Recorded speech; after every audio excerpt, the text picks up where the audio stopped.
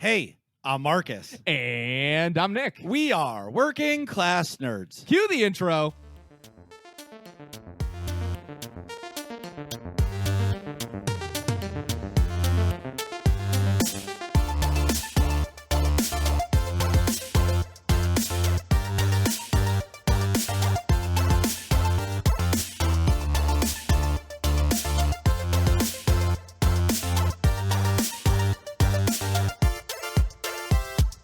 That's right, we are Working Class Nerds, the podcast that gives you no information about your favorite information. Today is Thursday, June 2nd, 2022, and you can find this 154 podcast on Apple Podcasts, Buzzsprout, Google Podcasts, Stitcher, Spotify, and anywhere you can find a podcast in the galaxy far, far away. You can also listen to every single episode of Working Class Nerds now on YouTube at youtube.com/MarcusB814.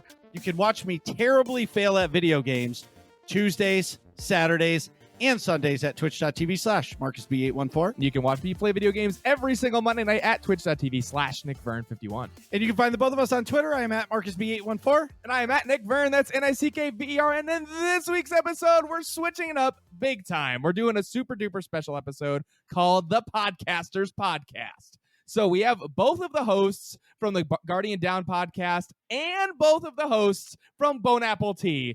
So thank you very much. Welcome to the show, GATR, Hazel, Randy, and Adam. It's all podcasters all the time. So welcome to the show, everybody. And what have you been up to? Oh, okay. Who goes first? Yeah. That was a lot of fun. Sure. Well, I mean, it's the brand new season of for Destiny 2. What's it called? What's it called, Hazel? Season of the Haunted. Wow. Haunted. Wow. It's spooky. That's I a thought you little were gag we Destiny do. guy. Sorry. Oh, Yeah, it's Season of the Haunted. We're enjoying that. We're in our second week now. The dungeon just came out, and we've been having a lot of fun. Iron Banner is out this week, and I haven't played as much as I like to, but it's been fun. Been doing a little bit of everything, just doing my bounties. Got to do my bounties. What do you guys Very play nice. on?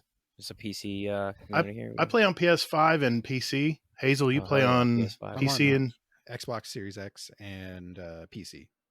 I'm only on PC. I am also But it's all cross-platform now, so it doesn't matter what system you is. play on. I think you can even play on Xbox 360. Wow. Oh, man. What? That's 360? I don't actually Xbox know. One. but I it wouldn't just play with sounded you awesome. if you were Oh, playing Xbox on One. 360. it's Xbox One. cross-play and cross-save.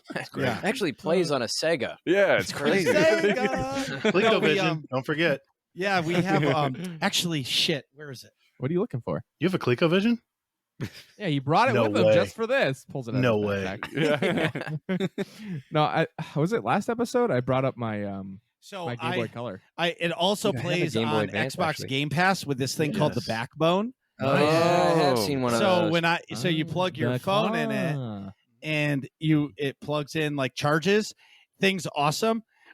It's not great like playing a game that requires bandwidth to play like Destiny. It's terrible. Yep. But believe it or not, I've been playing Minecraft Dungeons on that. When I'm taking a shit, I plug my phone in and I just play some Minecraft Dungeons. It's fantastic because it doesn't use bandwidth to like play the game. It's just you're streaming it. You know what I mean? It's a very simple game. See, I've not Yeah. usually taken a shit for that long to get into a game. Yeah, Bro, dude, you that's don't have that's kids. a pretty If I could- committed. Listen, shit. Yeah, I was gonna say he's when- retreating. if I'm taking a 20-minute shit, it's because the kids are out of control and I'm just like, gotta go. Yeah. That's fair. Okay. Truth. It Truth. becomes That's becomes escape. That's So amazing. anyway, so what else have you been doing, Gator? I mean, I just play Destiny. That's Yeah, good. That's what I do. You're Yeah, consistent. no, that's it. No, I've been catching up on a lot of shows. I've been watching, the new Obi-Wan. I've been watching, what's what's it, fourth season Stranger Things. of Stranger Things. Yeah, it's been pretty Yep. good. It's off the rails. I've been watching very a bunch of TV, and filling in time with Destiny and then working. I mean, that's pretty much it. So yeah, saw Top Gun this week with my dad. That was pretty cool. Whoa. Very nice. Oh, yeah, I saw Top Gun with my dad, too. Did you go to yeah. Highway to the Danger Zone?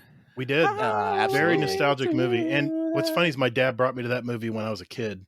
Oh, Now no we're way. seeing that's, this. that's Next awesome. gen. That's cool. Yeah. Wow, full circle, Yep. man. That is my amazing. dad's That's favorite me. movie, without question. He watches it almost every single night. Yeah. Yeah. Seriously?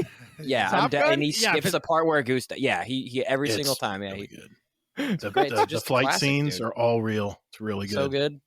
Yeah, I mean, it's, did you guys it was, all, has everybody here seen the second one? no, No. I have not. No, I I have will, not. but I have not. But Yeah. Need to, the first movie was funded a lot by the Navy. I don't know if you knew that. That's just why all the flight Really? scenes are. Yeah. Is that why everyone's sweating all the time? Yes. Yes. Oh, and there's a Oil them volleyball up. scene too. Sweaty Well, idiots. kind of. Sir, if you could please just turn on an AC. Can't do it. They're all Absolutely sweaty. I'll do you one better. More You're water. going to Top Gun. Yeah, damn it. Let's jump. Randy, what have you been up to? Well, in the podcasting world, we've been going kind of full steam on interviews. I don't know if we're doing podcast descriptions yet. But yeah, you know, the interviews have been kind of like our more popular stuff, so we're just kind of sticking to that. Very nice. Outside of that, just been kicking it with the acting stuff as much as I can, and all that good shit. Marcus is And work, pretending. I guess. Yeah, and working out. Oh, and I play and working out, of course, and then I play Elden Ring is my game of choice. Nice. So- Wow. Nice. Oh, yeah. You like to be punished. Oh, yes, Daddy. No, but yeah, no, yeah, but, no lube. but yeah, but no, dude, I fucking love Elden Ring. Elden Ring What? has just been, oh yeah, dude, so good. I think, like, honestly, to me, there's yet to be a game that has established the kind of combat system that they have. Yeah, As From Software. yeah, From Software just has that combat system so down. And you know what it is the beginning part of the game is like really tough because there's a big old learning curve. But at this point, I'm like level 120 something, and it's very, Damn. very fluid, and it's like you really like just nosedive into everything, and it seems like I can't beat the game. There's just a million things to do, so it's just like I don't even know. It's like a never-ending pit of time. You can't play Elden Ring for 20 minutes. It's impossible. Elden Ring killed a lot of new games. Oh Big yeah, time. I yeah, bought big time. Horizon, played it for like 3 days, and then Elden Ring came out. I need to go back to the Horizon for sure. But You Yeah, guys think probably game of the year? Yeah. Hands down, game of the year. 100%. I don't know how it Yeah. could not be. Yeah. You know, And I know- it's funny that it's popular on TikTok. Like I'll see TikToks and shit, and I'm like, really? They're making popular videos with Elden Ring, huh? Yeah, I didn't. well, because there's some of the shit in that game. Like I never played it because I would just get too mad and throw a controller. But like the some of that game, like the mechanics, like you'll be fighting the boss throughout the whole fight, and the last thing, all of a sudden they'll just start breathing fire out of nowhere, and you're like, what the fuck? And Yeah. it just becomes a funny video. Yeah, it's There's true, a lot man. of moments that are, you know, noteworthy. Or Clippable. clippable. That's a good word. Yeah, that's a good point. There's definitely a lot of like, what the fuck? You know, you can do those compilations of like you're fighting a boss, everything's going great, and then a fucking like a bottomless pit you didn't notice was right behind you, and you take one step back and you're fucked. You know, it's just or like a second one comes out of nowhere. yeah. Second boss, Cool. the boss rips off its arm, and the arm becomes the sword, and you're like, what is going on? Yeah. But yeah. That's awesome. Yeah, that's pretty much been it. Yeah. Very nice. All right, Hazel, what have you been doing? See, unlike Gator, my co-host, on Guardian Downcast, I'm gaming promiscuous. So, Oh, Risque. Whoa. Hey, okay. Ooh, is he playing Hey. Leisure Suit Larry? no, but I did. Wow, that's an old reference. Yeah, dude, It's that's a deep a. cut. Yeah, but wait. The last time I Wait. saw that game was at a Hollywood Video Rental. All right, store. yeah, but what was the last? What's was the remake. what's the latest like porn style game that you can Oh, play? Goat Simulator. Goat Simulator. Come on. That was fantastic. Especially as how quick you had that queued up. Yeah, Yeah, that's it was funny. living with Adam all the What do time, you dude. He's playing right now. Yeah, That's what he was doing. That's what took so long to start. yeah, that's So- On right. his laptop, he was playing Goat Simulator. So Hazel, what is Nice. your promiscuous games? I beat Trek to Yomi. I think that was last. What is week. that? What is that? It's like a bastardized version of Ghost of Tsushima. All right, Oh, Ghost of Oh. Tsushima. So this one's all What do you- black and white though. It's like made. Oh, this way. interesting. come on, Jamie, pull it up. Oh, I don't even know how to spell what he said. Trek, yo yomi. He said Trek Trek to to Yomi. Yomi. I was like, what? Trek, yo yomi. Oh, It's it's, in black and English white? That's words in there interesting. too. Trek to. It's anime. No, it's not. So what? Oh, Trek to Yomi. Got it. I thought that Anime was type all game. one word, and I wasn't going to Trek guess how to to spell Yomi. it. So yeah, I've been doing screenshots of this because it just looks gorgeous at certain points. So I'm like I got really interested in that. Sounds like a cool art style. It really is. And Whoa, I mean, this is cool. Yeah, they got the idea, and it's on Game Pass, by the way. So Uh-huh. you're It not is, paying okay. Very nice. So, but yeah, besides that, Cyberpunk, I bought it. Oh, for is it working? $5. Yeah, it is. Nice. Actually. You bought it for $5? Wait, that Yeah. game is $5. Oh It's my God. $5. Wow. Yeah. That's Wow. amazing. You can't even get FIFA 19 for $5. Well, yeah, but that doesn't. Dude, it's- FIFA 2022 is just free. On PlayStation Plus, right? Yeah, I think so. Oh, nice. That's Because it's sweet. basically FIFA 19. Yeah. Well, it's basically FIFA 12. I mean, that's all the same. They Dude, just the best add textures. NBA game was NBA 2K13. Don't at me. Oh yeah. That was the best Street one. Volume 2, dude.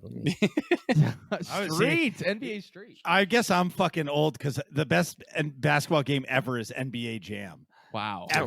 good. For Super Nintendo? Is that what- Yes. Very nice. Um, I played that in an arcade, I think. so you beat that. What else did you play? Well, I didn't beat Cyberpunk, but Destiny. Besides all that, so. But Very Nice. nice. What do you think of the new? What do you think of the new Rift mode? Can we do I a think it's survey? fine. Yeah, we did a survey, didn't we? In our Discord. So It is shit. What is I that? don't know. It's okay. I mean, it's So- got some. so it's got some. It's a bugs. multiplayer mode. PvP. Yeah, it's PvP, but you have to control like a ball essentially. Mhm. Oh. It's terrible. It's just the worst fucking mode ever. Is it like what's Developers were like, "What if we combined Rocket It's like a League capture the flag. that? Rocket type. League? I would and say then it's like we a put it capture the in flag. Destiny with It is. guns." Like the And little floating magic. thing that, like, it's a Destiny thing? Is it the little floating orb that, like, helps you out or whatever? That's a ghost. Sort of, No, it's a sort of ghost. just like that. I mean, it's sort of like that. It's just. I mean, it was from Destiny 1, and it was pretty well Okay. received ish. Is it like Oddball from the Halo multiplayer, where you like have to control the ball for a certain amount of time? No, it's more of basically like reverse capture the flag. So you get the flag and you have to plant it in the other team's goal.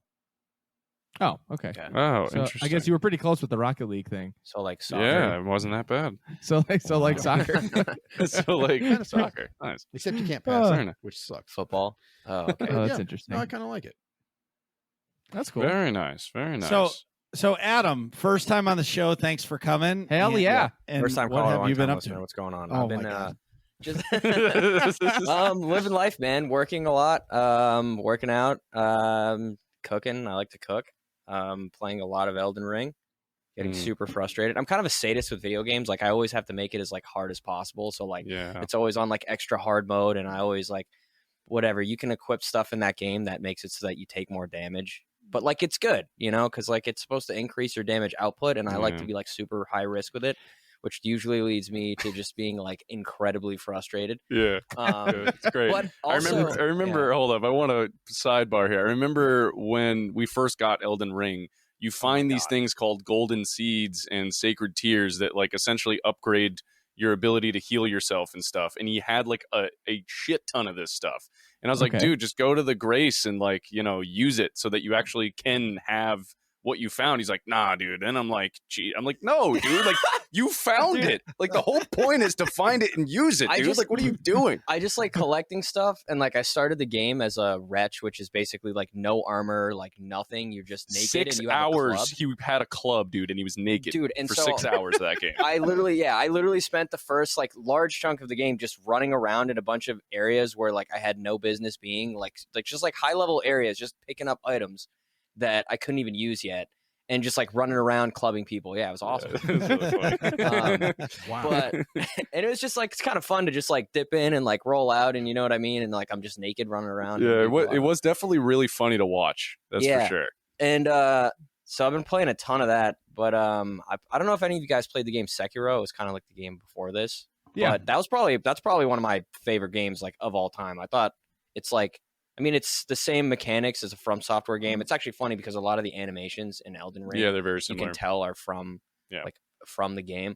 But I Mhm. thought the story in that was great, and then like the fact that every boss has like, you know, you can backstab every boss at least once, and you kind of just have to like figure out how you can get away with it. But yeah, I mean, I like From Software games a lot. But besides, Did you ever that, play like, Jedi Fallen Order? yeah, actually, Yeah.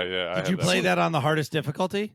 yeah, we did because we just We came did? off of playing Yeah, we did. I'm pretty sure. No, I'm pretty sure I put that on just regular hard mode.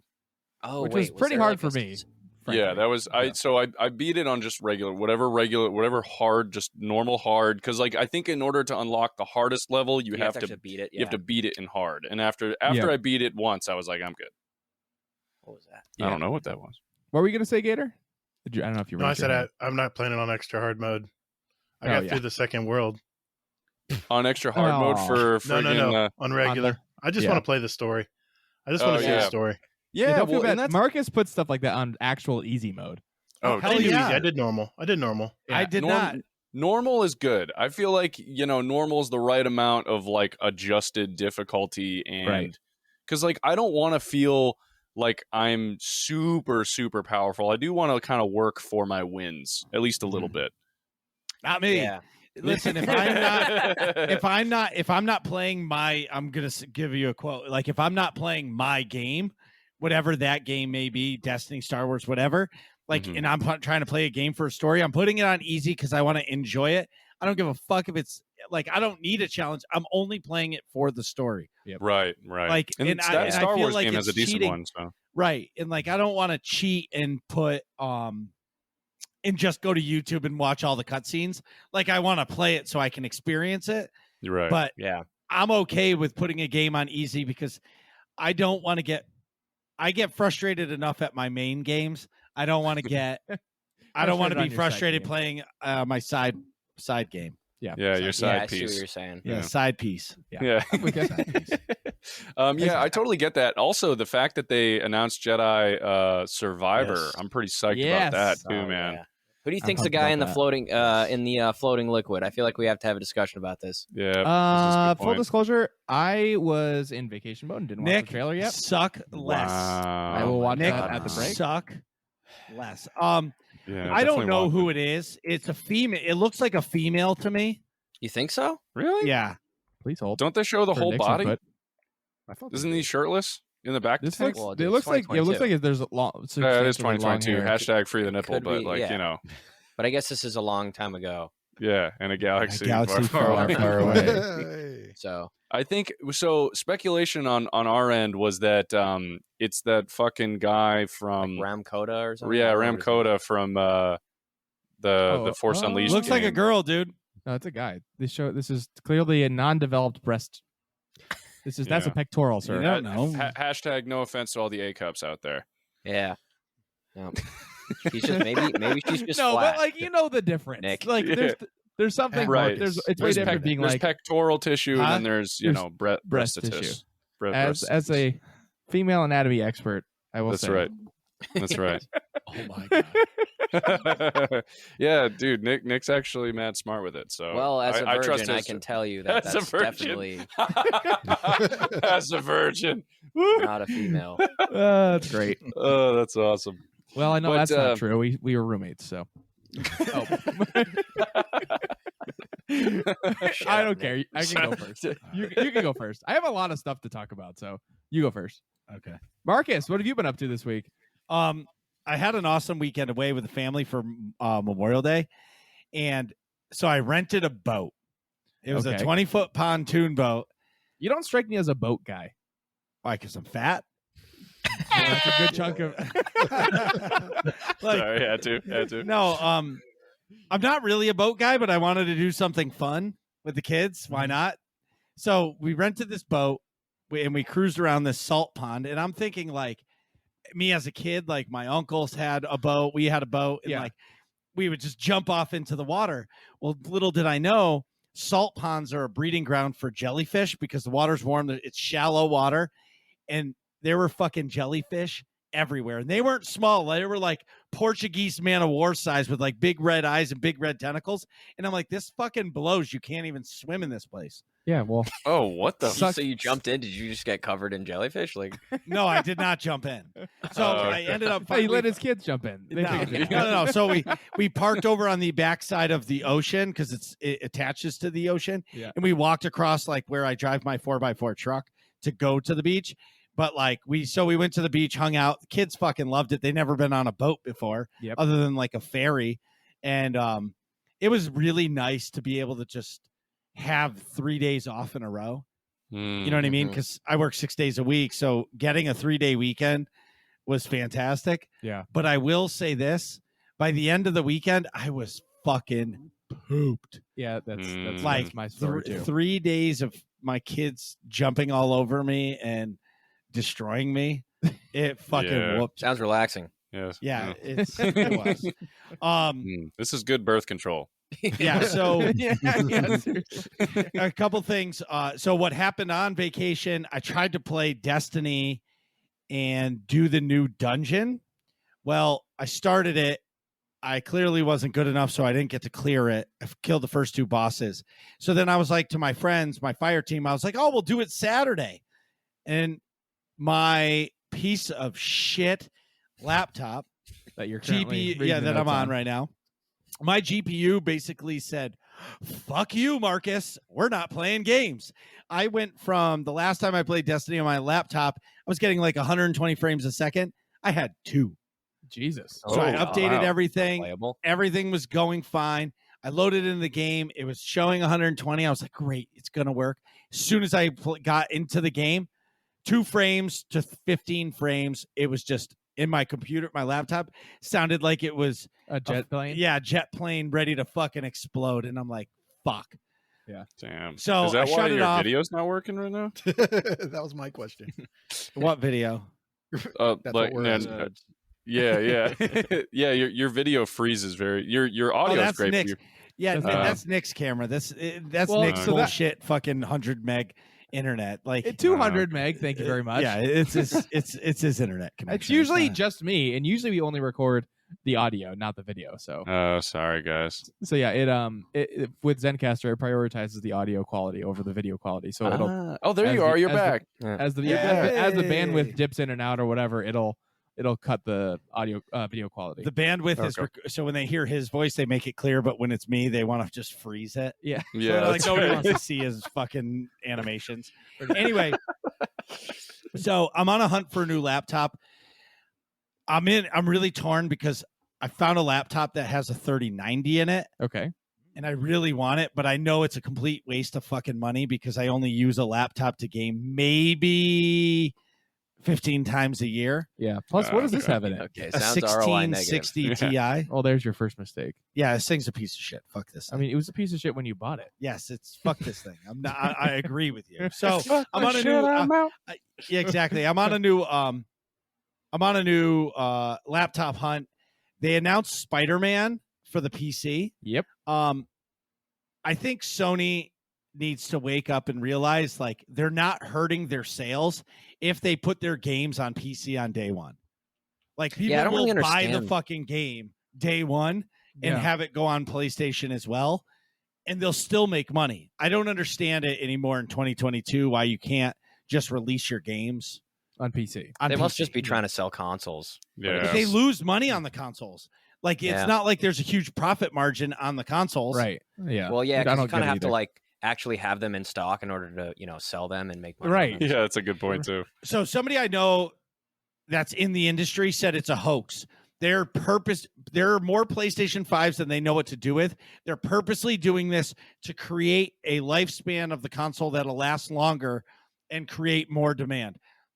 Wow. It has nothing to do with chips, has nothing to do with anything now. It's all about Sony being greedy. That's Wow. wild. Working class nerds, get ready to put on your tinfoil But hat. doesn't Dude, Xbox also have a supply? Like I I feel love like this. every No, next no, gen not console Xbox is Series like, X, you can buy that anywhere you want now. really? Wow. Yeah, Wow. they when have to when buy one. Sony said that they were going to slow down production, Xbox is like, fuck you, we're going to make a shit ton of systems. So you Oh, can wow. pretty much get a Series X. Maybe not every second of every day, but like every day they release some. Okay. If you go to Amazon now, I'm sure you can still buy I was one. gonna say I'm not 'cause sure. maybe it's because it was the end of the day, but I was looking on Amazon yesterday. But like if they're doing like a daily thing, that makes sense. Yeah. Mm. You can definitely get. I know we were talking about this like a few months Yeah. ago, and you could get an Xbox no problem, but then like you couldn't get a PS4 if you tried for several weeks. I really want to see the new Top Gun movie. Because it's nostalgic to me as a kid. Like it came out when I was a little kid. I didn't see it then, but like I feel like that sums up my childhood. Mm-hmm. You know what I mean? Mm. There's so many moments in our life or my life where it's always like danger zone, and it just makes you think of that movie. You know Of what I Hey, mean? Marcus, Dude, Yeah. it was they had the original bike from the original Top Gun movie in the movie, and he rode it. The old Kawasaki. What was it, Yamaha? Kawasaki. Yeah. Dude, it was exactly like what it needed to be. Like I was so worried because you never know with these, with those movies Sequels and and shit, sequels yeah. in and shit. But it was like I feel like it was like the perfect mix of like nostalgia and then like new shit but then just the way everything was filmed, it was dope.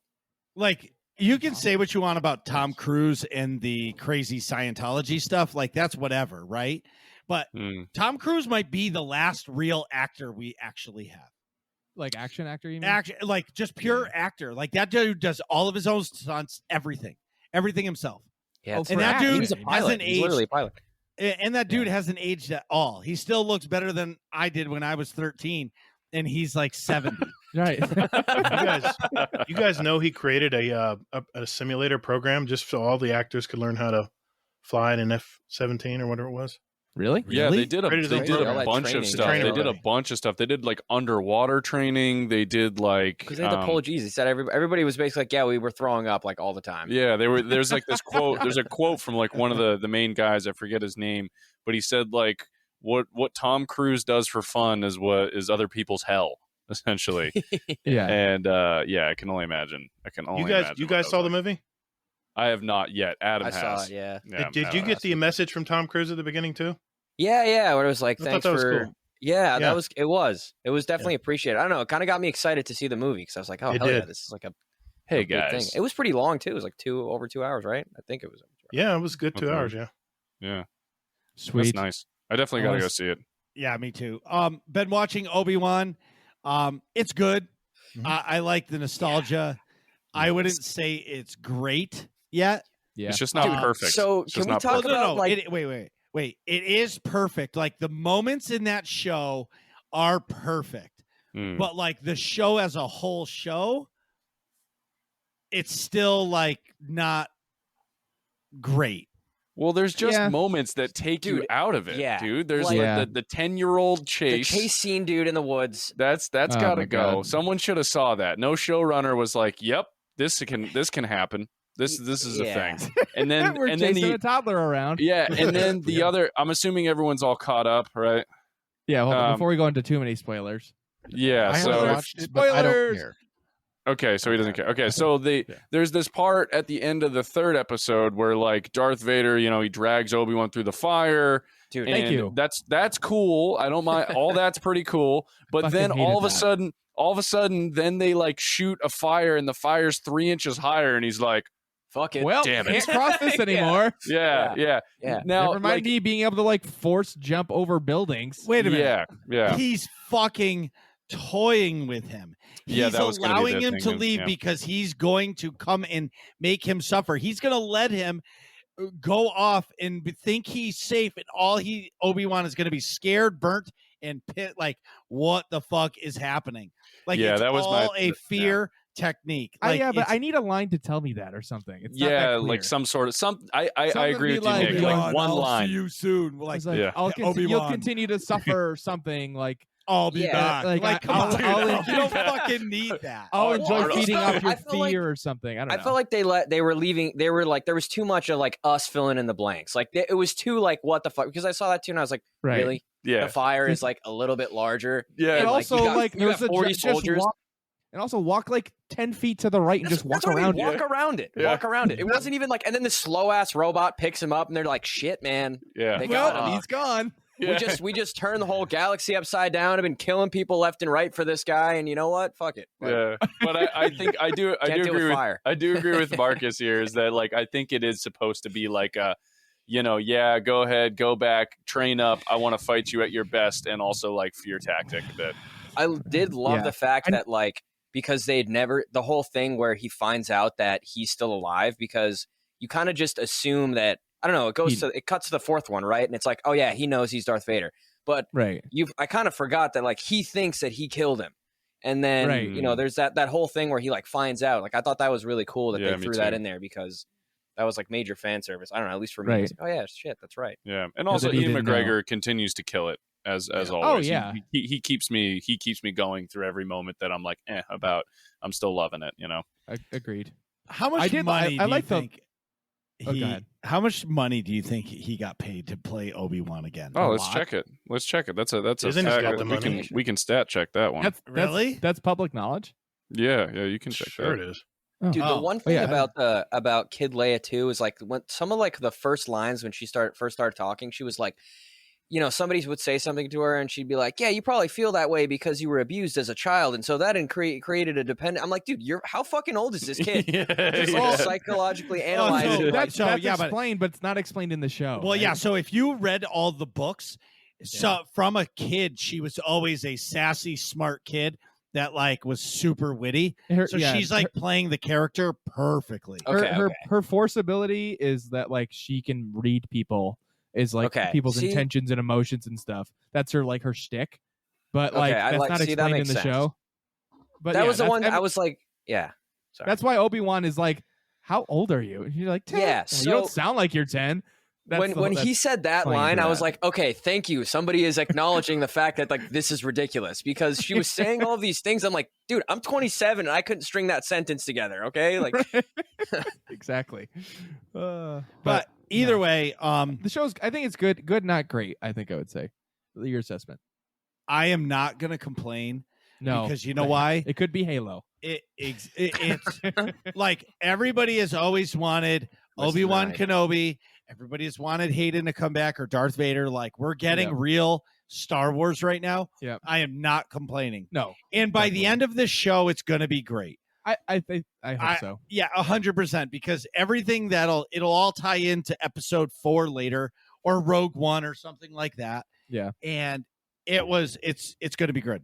The last thing for I me, loved it too. I agree. I think it's just like cool seeing Obi-Wan on the screen again. Like fucking Obi-Wan's the man. Ewan McGregor's great. Hayden Christensen, it's just like it's crazy that we're actually getting to see this. Sorry, guys. I actually couldn't find that I couldn't find it information about how much he made for it. Maybe it's not as public as I thought. Usually that stuff gets released, but maybe not. Maybe they didn't want to just in case like someone got paid less for some reason or whatever. But maybe I mean- Obi-Wan is getting paid $100 million to do it. Yeah, I'd imagine Hayden Christensen That'd be is getting crazy. paid a ton also. Yes, of course he is, because the Yeah. fucking fans hated him. Anyway, Yeah.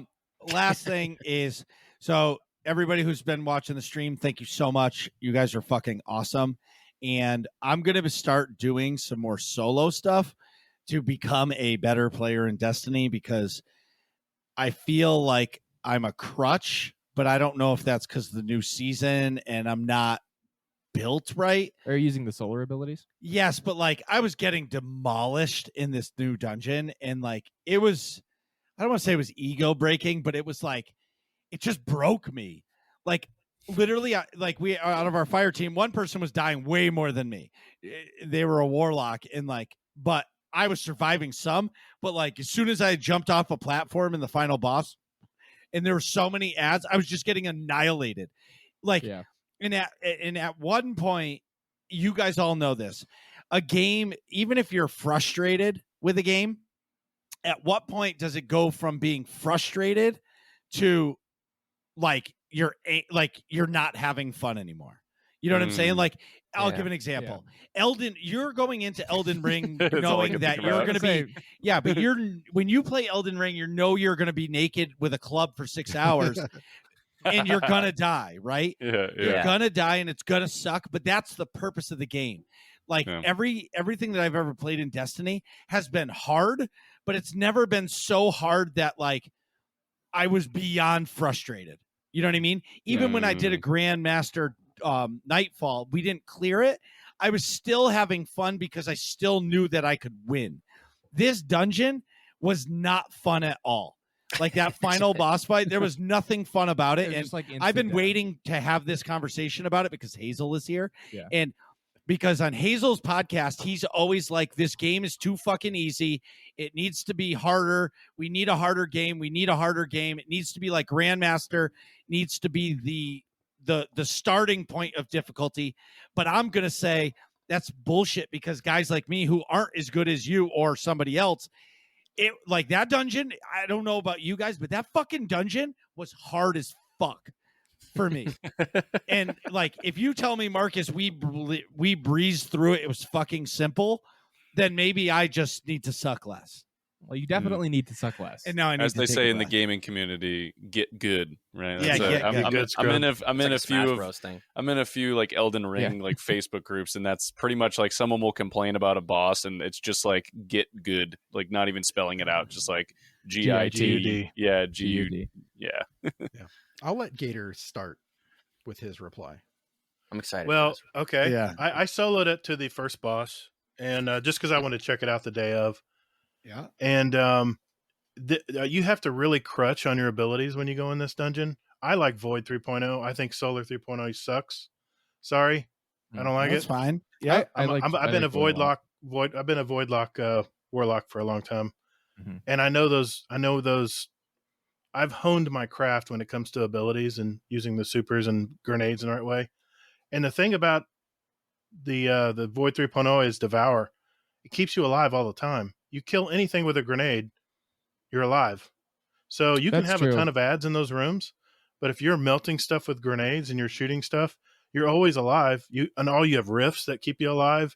You have bubbles you can use if you want. But Hazel went further than me. I was going to play this Friday, and a buddy of mine, his wife had to go to the hospital, so we had to call it that night. But I've yet to play through the whole thing.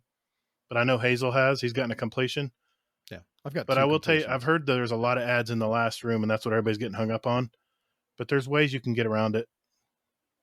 Hazel, let you finish it.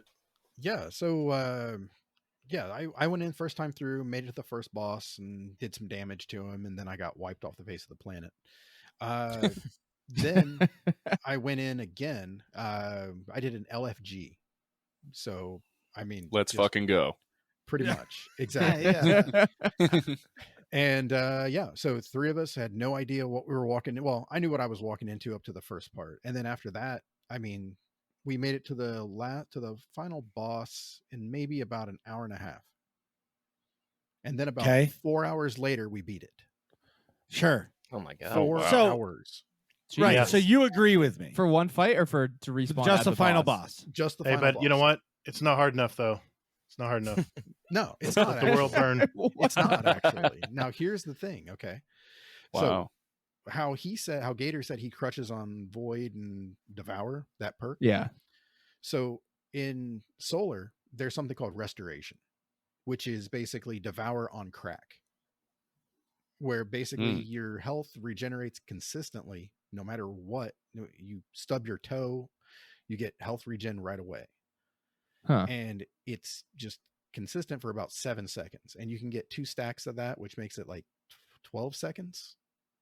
And you can keep proccing this over and over again, which is what I kept doing on my Titan. I just kept throwing hammers at everything.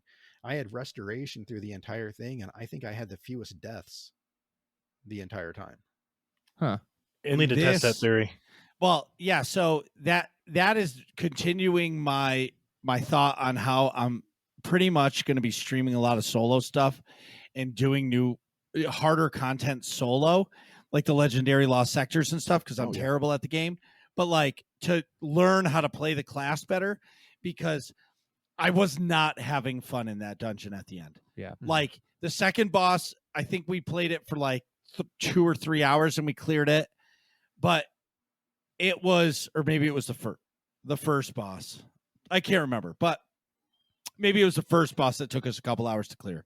But like the last boss was just, it got to a point where it wasn't fun. And then somebody said to me that like, I don't play the game enough. I don't understand the game enough. Like, that's why you're dying. And I'm like, well, every other dungeon I've ever done, even the one that came before this, which was Grasp, I did not like, we cleared that the first night. Like it was doable. And I feel like Bungie took a step in like BioWare's direction with Star Wars The Old Republic's Gods from the Machine raid. They made it really hard to appease the better players because the new dungeon is not for new players, right? Like if you're just getting there, like 3 new players are not going to clear that right away. No, like they aren't. You're not a chance. You need to be experienced like Hazel, who wants the content super hard, because that final boss was tough. And how I know that is it took him 4 hours to clear the final boss, and he's a pro. He podcasts while doing the hardest content He does. in the game. Yes, he does. Well, not a dungeon, but a grandmaster he did. Right, but Wow. he does the hardest content in the game while podcasting and does it flawlessly. No. Yeah. Let's keep in mind, I keep the show on the tracks. Yes, of course you do. Yeah, Someone has to. yeah. We are talking about the guy who didn't know that the show had show notes until 3 months in. You're right, I was exactly. playing So- the game. I'm sorry. I wanted to answer that, Marcus, because I know you're struggling right now. One thing that Bungie has done ever since Beyond Light, which was the big DLC last year, they have 2 years pivoted ago. for build crafting big time. And this is I'm a PvP player. I play a lot of Crucible, and I've always loved playing PvP because playing another human being is always going to be the best level of playing anything, because you never know, every game's going to be different. But what I'm finding out, Marcus, and this is why I played a lot of PvE last season and this season, is the build crafting.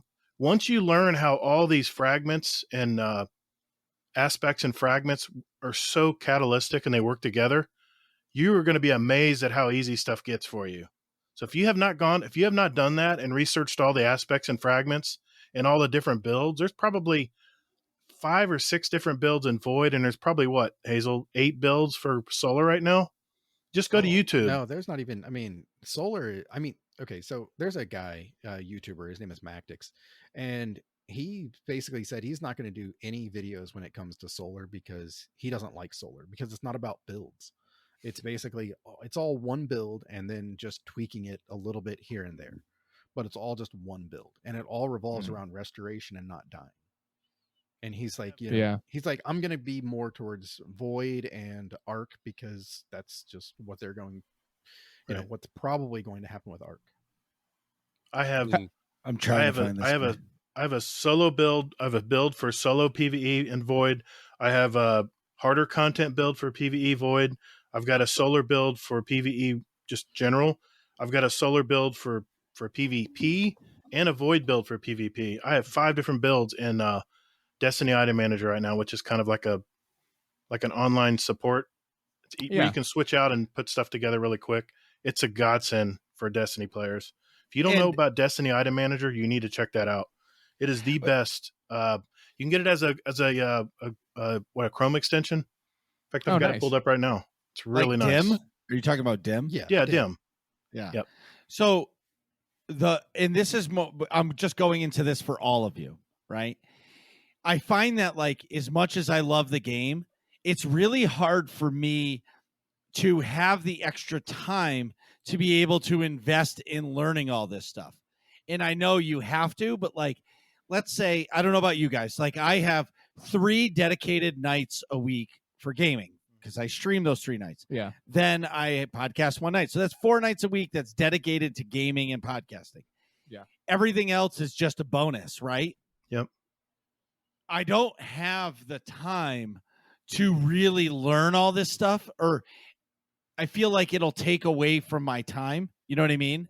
Because unless I'm watching, if I watch a YouTube video while I'm taking a shit, as an example, Yeah. like, by the time it's time to play the game, I've already forgotten what to do. Right. You know what I mean? So my question to you guys, and I'm going to start with you, Nick, on this because I'm curious. Okay. If you have to invest outside game time to learn the game, will you do that? Depends. Largely, no. Depends on the game. Like, if it's, for example, a game that I like super sunk into, like Horizon Zero Dawn when I was streaming it, yes, I will do that. I would look up guides on how to play it. Unbelievable. I never played it back in the day. I played it on PS4. I played it as my first stream game when I started streaming on PC. Because they released it on the PC. Yeah, right as I was finding a stream game. So it was that was unbelievable. So, like, I went out of my way to find, like, okay, what's the better builds? How do you kill these types of machines? Like, how do you go and do that stuff? But you have to really love a game to go out of your way to do something like that. But something that I'm not super invested in, no, I won't do that, Right. Because it's that outside of, stream or podcast, that outside extra time is, like, super valuable for other stuff. Right. What about what if? What if? Oh, sorry. No, I'm sorry. No, I'm sorry. Go ahead. So for me, like, I guess I'll just talk about Elden Ring just because it's what I'm playing. But that's a very complex game where you have like, you have your main components, whether that's like Vigor, Mind, Dex, Arcane, all these sort of various things, and then there's the sub levels of those things where, like, for example, Arcane. The more you get that up, not only can you do more arcane-based spells, but you can also find more items just because your arcane's higher. And like, if you have a higher endurance, it helps with your ability to just block attacks and take less endurance and stuff like that, and strength. It's like all these things. There's all these like woven in properties. Now, I've maybe watched like a few YouTube videos, like, but that's really it. I just kind of am like, I heard like once or twice, like, oh, like if you get your mind up, it also helps with this. And I'm like, oh, okay, that's cool. But I'm trying to think of like if there's ever been a time where I've really put in a lot of research and dedication to like learning the components of the game. And I don't know. I think that's about it. Like I'll watch a few YouTube videos and just try to base everything off of that. Do you ever do that for like any of the Bethesda games like Skyrim or Fallout? I did for Fallout. I've looked up stuff for that a lot. New Vegas and 4. Sometimes like here's when I'll look stuff up. If I think I'm spending too long in a dungeon and there's something silly that I can't seem to figure out, and I'm just like, all right, like what the fuck am I like? I'm wasting time of my life at this point. Like, what's the secret here? I'll look up that like on stream this week. Yeah, exactly. Like I'll look up like a little quick YouTube video, be like, oh, I missed the lever. Okay. But I try not to do like a full through guide where I like completely spoil everything. But like if there's just something that's hanging me up for 45 minutes, I'm like, all right, like where is this thing? But that's probably about it. I feel like I will say though, I wish I had watched a few videos prior to jumping into Elden Ring because I had no idea what I was getting into. And like I chose like a hero class, but I didn't realize that I should have chosen the other guy that has like the faith build stuff because I wanted to be a paladin, but I didn't know any of this stuff. So I was just like character build related stuff. I'll almost always look up, but like before I spend any skill points, anything like I spent like 6 hours naked and I didn't spend any of my skill points because I was like, all right, now I got a bunch, but I need to figure out what to spend it on. I don't know what the fuck anything is. Yeah. But like anything that's like puzzle based or like hidden story, anything, I like refuse to look that shit up because like I just want to figure it out. And so that's the and like whenever I play those games, like I absolutely comb the hell out of the maps. So like I will like find everything. I just kind of like collecting, special items, shit like that. But like character build stuff, like I hate like thinking like shit, I should have spent that on something else, and you go too far down something and you're like, well, now I got to respec or something. Yeah. Which you can do in a lot of these games, but like World of Warcraft, for example, like I picked a character and I was like, all right, well, what's like the meta for this character build? You know what I mean? So like I went down and read a bunch about it, and it's like, well, I want to play like this and whatever, stuff like that. Mm-hmm. Yeah. Yeah. What about you guys? Oh yeah, go ahead. Hazel, Gator. Hazel? I don't really watch too many videos because that's the thing with Destiny. There's like different tiers of player. So there's like your introductory player who just goes in, shoots aliens, doesn't do bounty or maybe does bounties, whatever, just the surface type stuff. And then there's another level of player that will go ahead and like do some build crafting, things like that. And then there's like another level of player even that's like watches videos all the time. They're in PvP. I mean, I'm willing to say that PvP player is the one who's like doing like the grinding for like the top tier gear and everything like that. And it's more about like tempering your expectations. Are you having fun in the game outside of the dungeon and build crafting and not doing build crafting? Then that's fine. Enjoy the game for what it is. I mean, Gator and I, we had a show recently where we had on like 2 very different people. It was amazing, actually. It was. Lana and Kingsley Mac. Yeah. That was a great show. And I got to give props to Hazel. He's the one who set that up. Yeah, we did a show like that a long time ago, and it was with Kogus and this other Nightmare Raider, and it was Glitch. It was a long time ago. I was gonna say, I don't even. And they were like, that. They weren't screaming at each other, but like there the was disagreement and tension in it, like it was borderline like the most toxic episode ever. But it was I like, on for that one? Yes, you were here, and you were like you were holding up your gloves. We were in my old basement Ding, recording. ding. Oh, on the folding table. Yeah. But Way back. I guess for me, it's like if I want to take that next step up in the game, I'm gonna have to learn how to do it better. You know what I mean? And until I do, I'm just gonna end up being just a casual full-time player. Right. Yeah. You know? And I will say though, I did find a new aspect of the game that I'm really enjoying. It's called bounties. And Gator, have you heard of that ever? And so these are like daily quests that you to get 100 kills with this type of gun, and you get things towards your season pass, whatever. Yeah. And I'm finding that I'm enjoying Gambit a lot more because of the bounties. You know what I mean? And Gambit is That's the PvP. Right? It's a PvE and PvP. Okay. So it's a PvE match, but you can invade the other team's side, which makes it PvP. Oh yeah, It's a really fun mode. I don't like all the changes, but I think we played that on Mandatory Fun Night one time, right? And the Mandatory Fun Night. yeah, Oh, you'll hear about it. Don't worry. oh yeah. So it's what I'm saying is the it just adds to the game. And like some of the bounties I refuse to get because like a bounty that has like the glaive, I'm not using the fucking glaive. It's the dumbest weapon in the game. What do you mean? I like the glaive. It's the dumbest fucking weapon. Okay, in the let me game. describe this to you. It's a like a pole staff, right? That's also a giant cannon with a Oh. shield. Yeah. I like just Wow. shooting. I haven't things. played Destiny. in engineering so behind long, that but I'm sounds pretty like- sure Bro, I know it's what so you're talking good. about. When I tell you it's so good, like I am hooked. And maybe it's because I got burnt out on Star Wars and like I just found it, but like it gives you all the feels of Call of Duty and World of Warcraft or Star Wars. Any MMO you play, It's a It first gives person you- shooter right. MMO, which is crazy. I had a blast, especially because like the thing is I don't have people like to play with regularly. Is the thing is like I had a group of people when I bought Destiny 2 originally, and like I don't know, the first Destiny when I bought it, like when it first came out, I got all these shitty reviews, and then I waited like 2 years and bought it for like $5, and it was amazing. And Yeah. they had added so much shit to it Mhm. by that point that it was a great game, but like you know, it's like past the whole like hump where people were like, "Oh man, this is like I don't know how Cyberpunk is now, but I'm sure at some point it's going to get to a point where it's like Cyberpunk's amazing, but everybody just thinks it sucks because of the first like few months." Few you know months. what I Yeah, mean? No Man's right. Sky is very much like that. Yeah. No Man's Sky has had so many updates to it that, like, apparently it's actually fantastic now. and it's Oh, free. Like the devs had made so much money that they're just updating the game for free.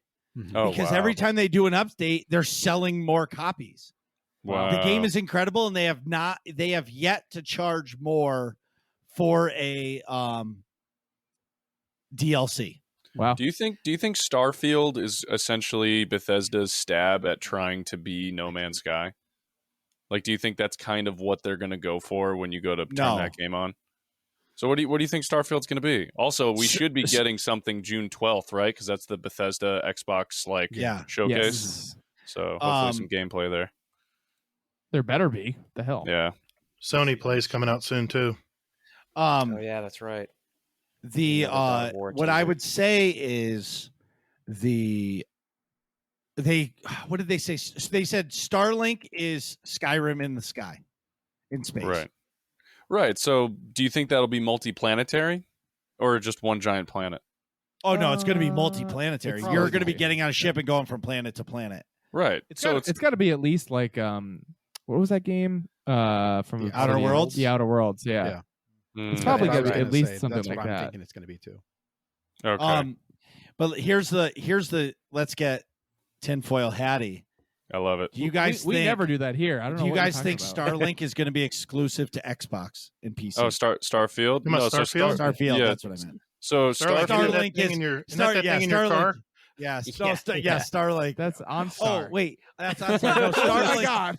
Starlink is the Tesla internet from the space. Yeah. There we go. There Yeah, we there go. that is. Yeah, and then Yeah, Star Blazers is the 80s anime that was Yeah. Okay. also very good. So many But- shameless plugs. Yeah. So Yeah, I mean, I guess we'll see. We'll see. I thought that they said Starfield was still going to be across all platforms because it was before the final sale had gone through. But everything after Starfield will be Xbox exclusive / PC, of course. It's just kind of a kick in the penis to anybody who played Elder Scrolls, to be honest. Though. Yeah, I you know what right? I mean? Like, here we are, like 12 years later. Yeah, dude. Yeah. Or whatever it is. What did it come out in 2010? I think it was 2011. 2011. Elder Scrolls? Skyrim? It was 2011. Skyrim. 2011. It was 11/11/11 is when it released. But Wow. Well, they're are you definitely pinching your missing nipple?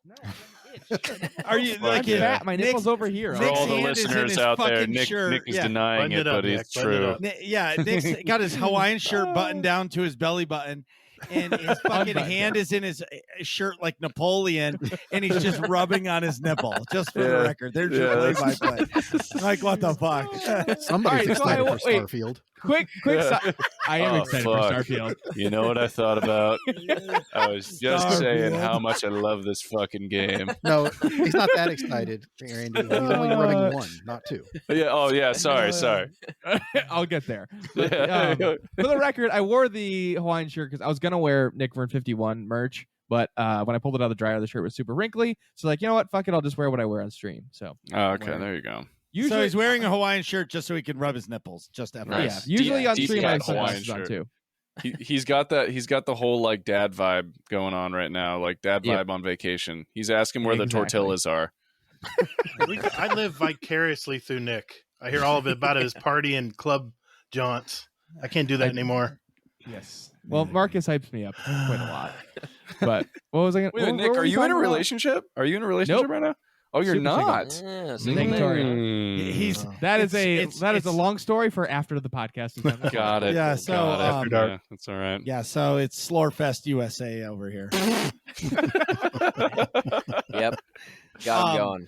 But no, at the end of the day, I would be okay if Starlink or whatever the fuck- Starfield? Starfield, or any game. Dude, Star sorry. Blazers. I'm, You're as thought bad you as had a me, copy. Nick. You're bad as me, Marcus. I'm pounding this coffee. This coffee is fantastic. I have more if you want. No, one is good. I Dude, have you're I can't pounding drink it. coffee at If I 9:50 10 at o'clock. night, dude. What the fuck? Wait, This is how he is all the time. wait, bro. I'm a dad. Yeah, I was I gonna do- say, dad I'm a move, dad cabinet move. maker. I'm a dad. I'm a husband, and then I'm a Right. content creator.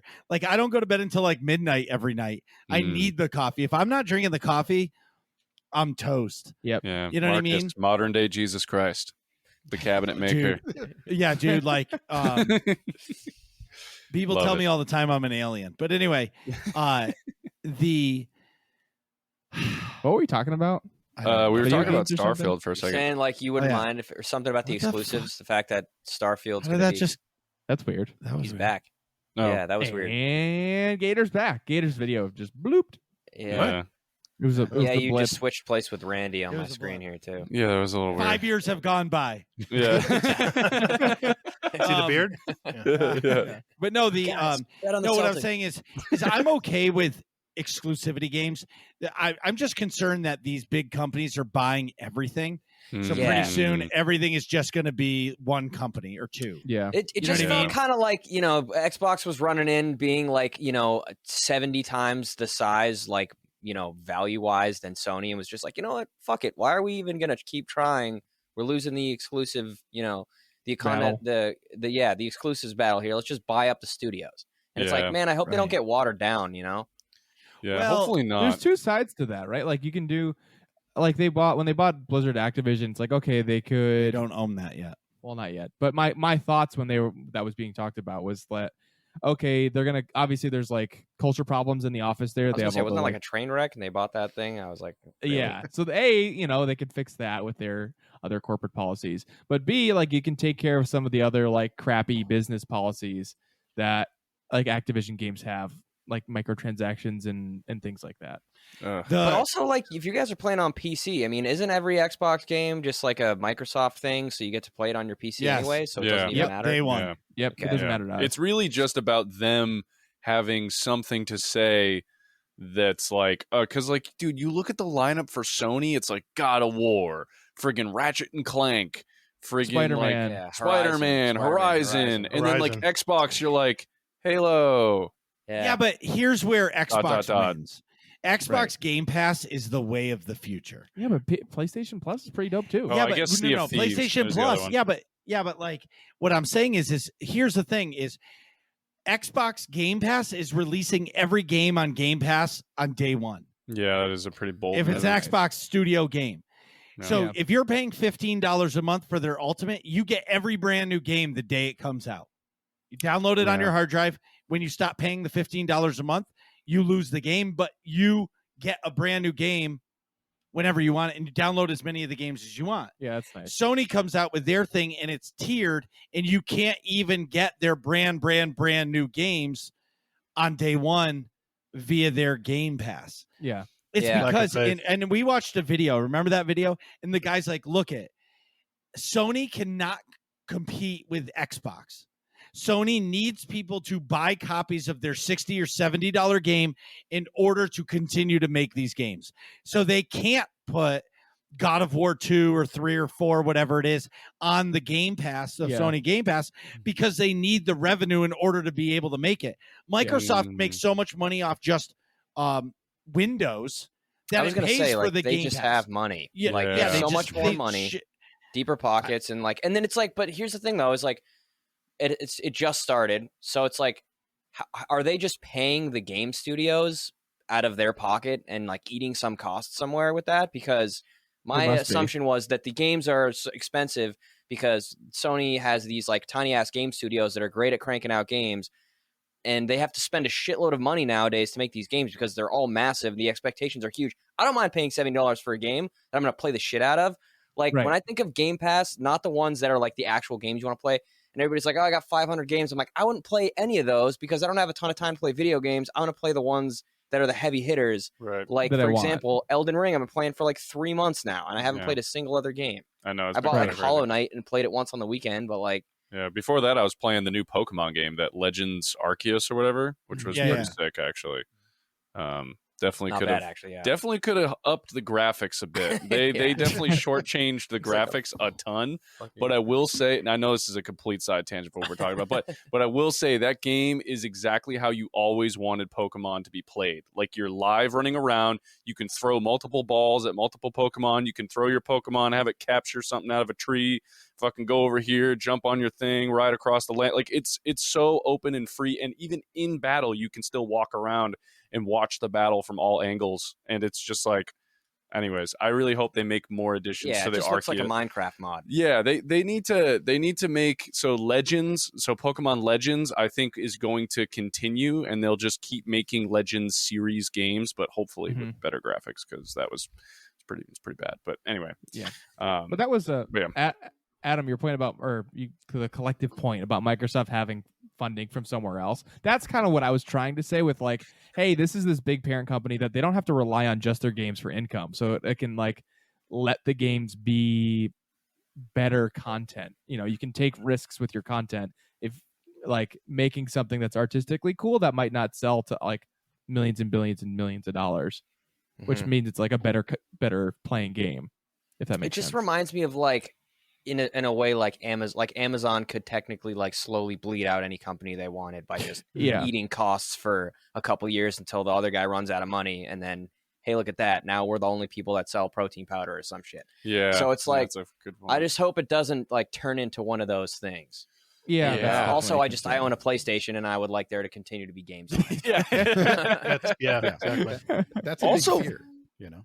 right. Funny enough, me and Adam did a really fun speed test because we have both systems downstairs, and we have two separate TVs that we can hook up and nerd out if we feel like it. So Okay. we had Elden Ring loaded up. We're in the same spot, and all we did was fast travel to the same spot in the game. So starting in the same spot, ending in the same spot. And his loaded within 10 seconds, and mine was 45 seconds. So The that Xbox? just shows you the speed. Like, no, the Xbox was slower by almost 3 times, which I thought was incredible, because I was like, what? Like, this Xbox thing was supposed to be like, so much better or whatever. And it is Yeah. faster. It's faster than the other Xbox, but I couldn't believe how much slower the Elden Ring was performing on. That includes when you die. So when you die, and there's a lot of death in that game, his loads in like that much faster. So it was Right. kind of a crazy console war thing. I didn't want to believe it. My buddy Ryan was like, nah, dude, the Xbox is so much slower. I was like, no, it's not. I'm sitting there with my like Halo Ultimate Edition Xbox. I'm like, fuck you. And then we did the test and I was like, shit, I guess I got to eat my words now. But That's yeah. interesting because spec wise, the Xbox looks better. We did we Well, talked about that a while Right. ago. The Xbox, where the Xbox shines is the shutting it off and turning it on and picking the game right up. oh, dude, Where- that is sick. Yeah, it's where the Sony is the solid state technology inside the PlayStation 5 is incredible. Like you said, it boots up like real quick, it loads real quick. They did something to those SSDs where it's super quick, but the Xbox system itself has better technology in it. Yeah, I will say Interesting. if I don't connect Elden Ring to the online mode and I shut off my system and I turn it back on, I am instantly playing the game. That's Yeah. just It when is you load in when it's unreal. online mode, it kind of just like kicks you off or whatever. Yeah, it kicks you off and everything. Oh. But if you're not playing, it's like it's unreal. Like I've never, and the fact that I can be like, oh, let me go watch Netflix, and then I'll just go watch Netflix, and then like and then I'll come Click a right button and back. Go back right back to your game. Yeah, I'll go right back, and it's like, oh, boom, I'm playing again. That's no awesome. hesitation. It's crazy, man. The future is here. The future is now. Future. Can I talk about my week? Yes. Oh my God, we didn't Talk even about talk it. about you. I know. No. Oh my Oh, yeah, God. right. Oh my God, Wow. Nick, what's going Hey, on Nick, with how's it you? going? Nick. Oh, hey, Nick. Nick. Yeah. This happens every time I let Marcus go first. Oh my This God. is like the You were fourth flicking your episode. nipples for the past 45 minutes. Yeah. Wow. I really like. I'm so used to Nick going first. Right. That like, Marcus was like, "Can you read the AIE stuff, please?" yeah, like just talk about mandatory fun night. Let's go. Anyways, it's back at the ranch. I did a whole bunch of stuff this week. So let's see what else. I think. All That's right, it. you guys I want to thought I talk had about a- something else? Appreciate it, Nick. Oh yeah, like Nick just had his moment. Nick, your vacation was great. Good. All right, so I went on vacation this weekend. I went up to the Mount Washington Resort and Hotel, Nice. with my family, which is awesome. So it was for It's a gorgeous a hotel. larger function. It was a convention technically, for this food lobbying group. It's called the Massachusetts Food Association, and its members are all companies that are food related that operate in Massachusetts or New England. So my dad works for Big Y, so he's Big Y sends a bunch of folks up there, but big companies like Coca-Cola, Pepsi, Polar Seltzer, which is what I'm drinking right now. That's how I got the 16-ounce can sample I showed you earlier. Any food company you could possibly think of is probably in the MFA. So they host this big, it's essentially like a family-oriented party, and they rent out the entire Mount Washington resort. So can you explain to me why I saw a Reese's cup at the store today with potato chips inside of it? Yeah, what the fuck is What's that? up with that? Dude, I don't work for fucking Nestle or Reese's. Why don't you have my answer? Wait. All right. So we have enough people to ask the question. Have you guys ever eaten a Reese's peanut butter cup with chips? No. No, I haven't. I saw one at the store today, and my mind was blown. Yeah, it's like stuffed with it's chips. literally like there's chips inside the thing. I was like, why is this? Who is this? Who's getting That fired? sounds. Wait, well, time out. Who's getting fired. That sounds great. Oh, first of all, I can't eat chocolate anyways. But so It's a sham. We you forgot remember, I'm allergic to he's the chocolate. human equivalent of a dog. Yes. Listen, Yeah, pretty Yeah, much. like it's a sham. Don't fucking listen. It's all a lie. He's been living like this forever. Anyways, It's a Yeah. sham. The back- figs will back- do for attention. what I was gonna say is they put pretzels inside of like various chocolate items. So I imagine chips are similar, like crunch factor. That's Like not that weird. saltiness. Yeah. Yeah, Well, listen, salty. yeah, Salty but crunch, like yeah. you can get a chocolate dipped pretzel, and that's good. Okay. But like, I've never had a chocolate dip chip. Until yeah, now, I never grabbed a bag of Lay's and just been like, man, I wish I had chocolate sauce. You know what I mean? Pretzel's like a normal thing, I feel like, to have with chocolate. You know, like you see people. Yeah. There's even chocolates with pretzel in it, salt. Okay, I get it, but I don't know, dude. I saw potato chips and I was like, are we in the fucking Twilight Zone, dude? What is happening? Pretty much. They're doing the same thing with cereals. They're like, all right, everything's a cereal. Yeah. Wendy's Frosty cereal, friggin' Peeps What? cereal, That's friggin' weird. There's a Dunkin' Donuts cereal. actually, That's the Dunkin' real. Donuts cereal slaps, though. I'm not gonna lie. The friggin' the macchiato cereal is actually really fucking good. Oh my I'm not trying that. Yeah, no. Anyways, yeah, the spa up at the resort was pretty dope.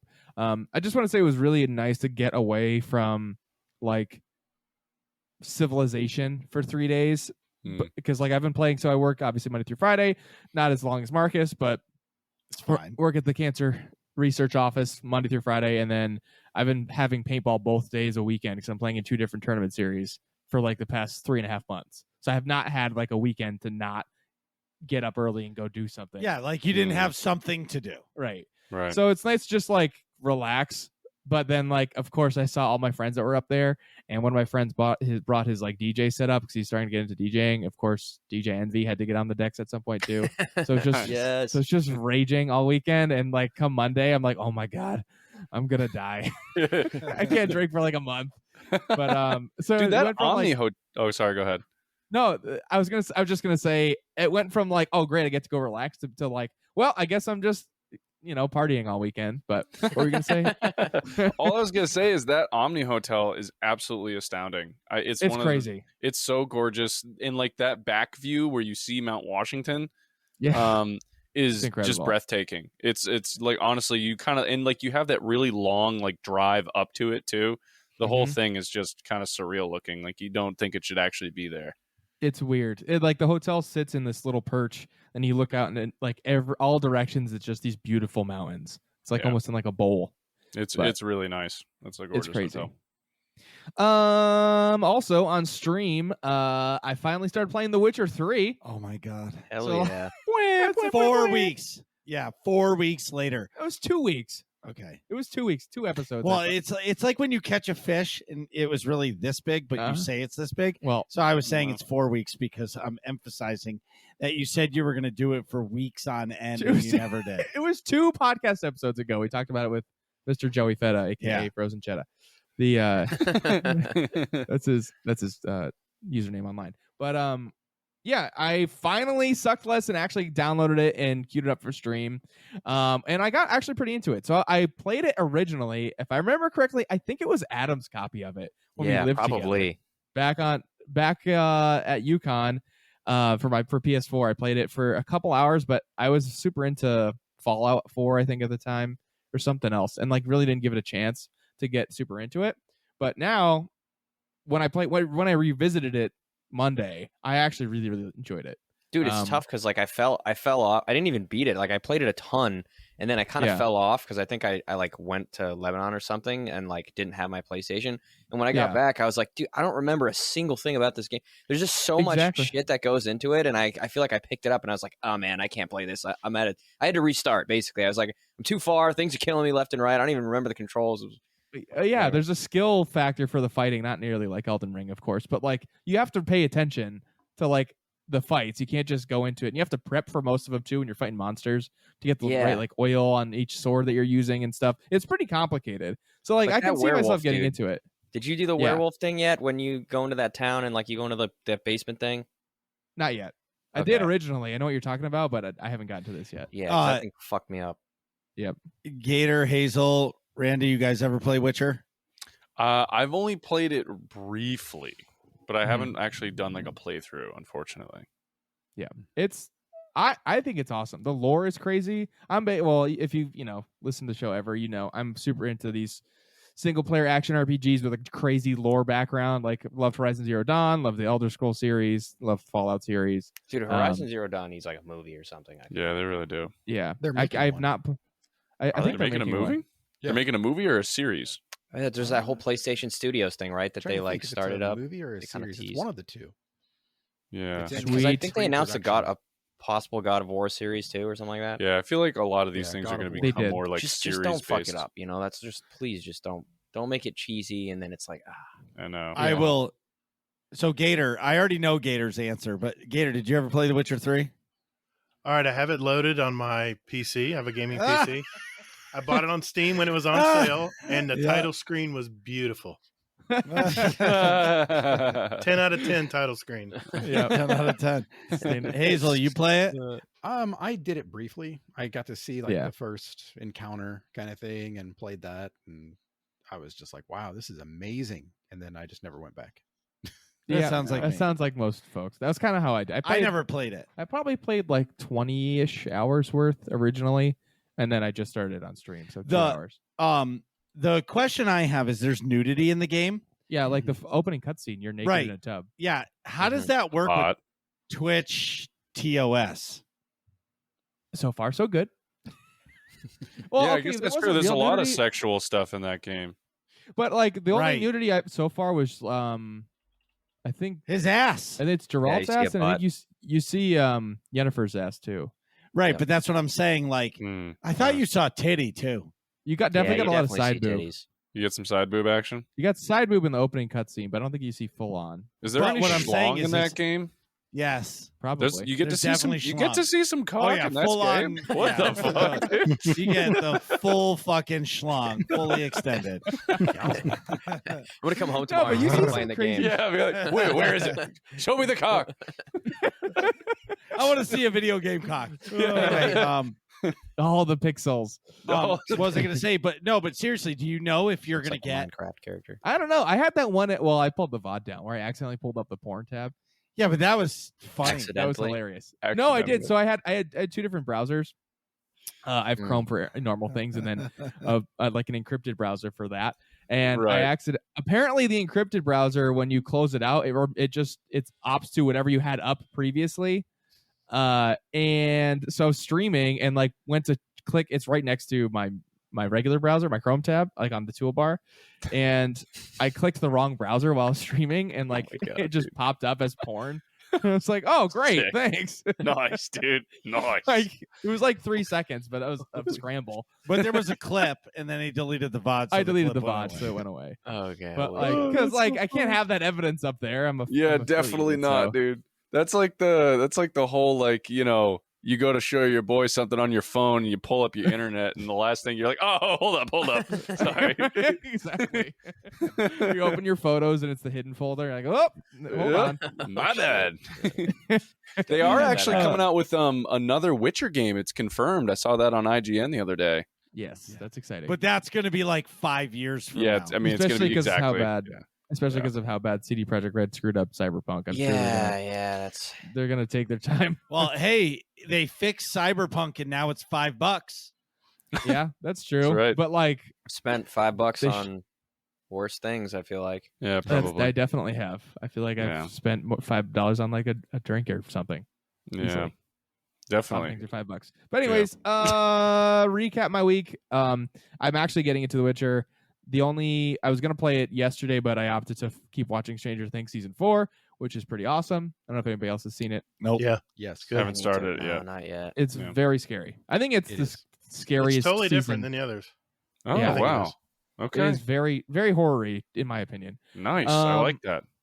Very good. Obviously, I've watched all of Kenobi too. We already talked about that. Kenobi. I What don't- do you guys I'm think pretty- of Moon Knight? I feel like this is kind of like a random thing. It's like kind of been. I liked Moon Knight. I liked it. It had its problems, but overall, I really enjoyed it. I will say, from an acting perspective, Oscar Isaac is amazing. Incredible. Yeah. Yeah. That is really, really hard to do what he did in that show, especially on continuous takes. Like there's a Yeah. few shots that aren't split, and you know that he was doing transformations like that in an instant. And that is just like, to watch that, I was like, wow, this guy really pulled the stops for a superhero show for sure. Absolutely. Um, I was happy to see him like really get to act and like show his abilities after him like barely having to do anything as Poe Dameron. Oh in my Star god, Wars. dude! I He's, like, have completely wasted. my uncle got me a Poe Dameron action figure as a joke for my birthday, but it's sick because I just have like a in the box perfect Poe Dameron action figure. Nice. I You have wanna his see a, X-wing somewhere. You want to see a really good movie or series from Oscar Isaac? Yeah. Scenes of a Marriage on Apple TV. I don't know if anybody's seen that. Oh no, I haven't. I don't No, have Apple I'm the old TV. guy. It's wow. It's really I good. I think check that's it his out. best Honestly. acting ever. Oh, Really sure. good. To just get Apple TV just to see Ted Lasso, but now there's something else I want to watch on. Yeah. there. There's a lot on I there. know. I gotta watch Ted Lasso, especially because I like soccer. Yeah. see, I started that. all you guys are Good. talking about Ted Lasso, and I'm just stuck on the whole pixel schlong from The Witcher 3. Yeah, let's talk I know about what you're that. Yeah. googling right now. Just looks like a Minecraft character in full armor. Minecraft sword. For me, Moon Knight, I guess I just didn't like the split personality complex we didn't. And we never talked about it on the show, right? because I never finished it. Oh, yeah, like that's I right. watched Oh, 4 okay. episodes and I was just like, meh. So like I Oscar. thought it was cool. And because I'm such a Star Wars fan, whether you say whatever you want about the sequel trilogies, once somebody is a Star Wars character, I cannot let that go. Like Okay. every time I see him doing his fucking transformations, I'm just like, shut up, Poe. Get in the X-Wing and shut up. You know what I mean? Like, shut up. right. But like, I'm being serious. Like, it's hard for me to That's funny. not see Star Wars in an actor. Like, he did a wonderful job doing the splits, but it's just hard for me to let that go. No, like, I know. I Yeah. could never watch Rey be somebody else. Yeah. You know I what I actually mean? did want Like, to see that other movie with her and Tom Holland, though. What was that called?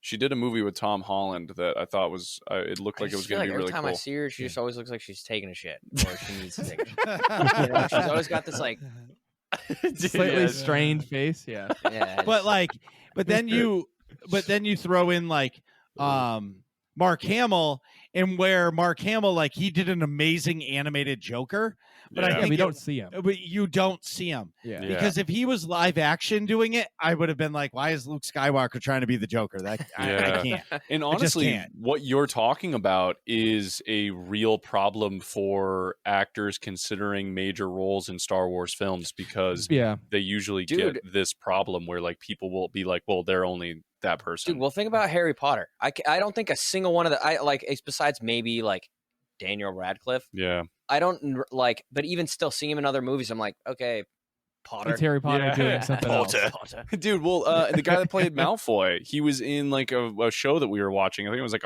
he was in the Flash, The right, Flash, or something. Yeah, he was. Yeah, Oh, yeah, and the yeah. whole time I'm like, wait That a show. second. Yeah. The only Oh, wait a thing- minute. Wait a Yeah. minute. Wait. Before I lose it, because I'm gonna forget. Yeah, go ahead. In the latest Obi-Wan episode, Yeah. like in the guy inside the room that was like holding the girl when he first captured Kenobi, he's like, I've got you, before he gets away. Yeah. He's from Red Hot Chili Peppers. I thought that's the Oh, guy yeah. from Back That to was the Flea. Future, Needles. It was Flea. Oh That's yeah, Flea. that was Flea. Yeah, but I don't know his real name from Oh. Back to the Future. He looked like Needles from one of the Back to the Future. Wait, that was Flea? Yeah, Yeah, it Yeah. was Flea. Oh shit, yeah. Douglas J. Needles. Yes. that's so funny, dude. I didn't know Who that. the fuck is this? Yeah, If look that's at Flea, him. I'm gonna freak out. Yeah, It it is is Flea. It What? is him. Flea also Oh, played this guy in Back to the Also Future. Flea. Yes. Yeah. No so- way. What?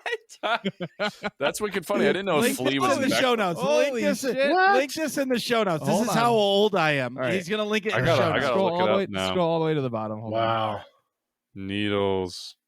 Back to the. It's a YouTube Future. link. He put it at the bottom of the Yeah, show. dude. Oh my god, it is Flea.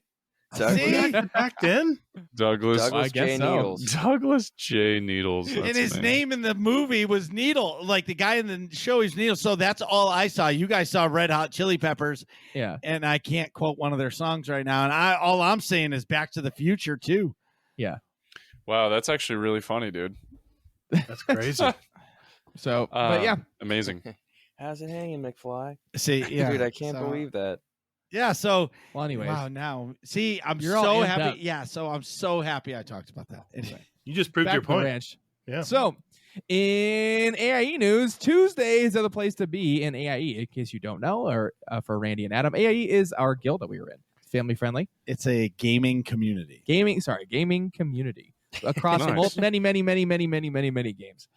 Tuesdays are the place to be in AIE. We have 2 different mandatory fun nights going on Tuesdays. And What is mandatory fun night, Nick? Yeah, I mandatory was fun about to night ask. is where the fun is mandatory, but attendance is not. So we do all kinds of different fun content in the specific game. So the first Tuesday is Star Wars: The Old Republic, and then it's also Destiny 2. So we start at 9 p.m. Eastern Standard Time, and join us for all of the fun.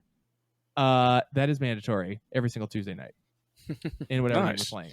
Oh yeah. And if all this sounds fun to you, go to aie-guild.org. Get our Discord information in the top right-hand corner of the website. Ask for a guild invite, whether or not you play Star Wars: The Old Republic or Destiny 2 or The Witcher 3 or Pokemon Legend of Arceus or World of Warcraft or StarCraft that hasn't come out yet or Starlink, you Starfield is what I Or meant. Guild Wars 2 Or or, Guild Wars Final 2. Fantasy 14 or any games you want to play. We would love to have you. All right, Nick, we've been recording for an hour and a half. I know you got to pee. I definitely do. So we'll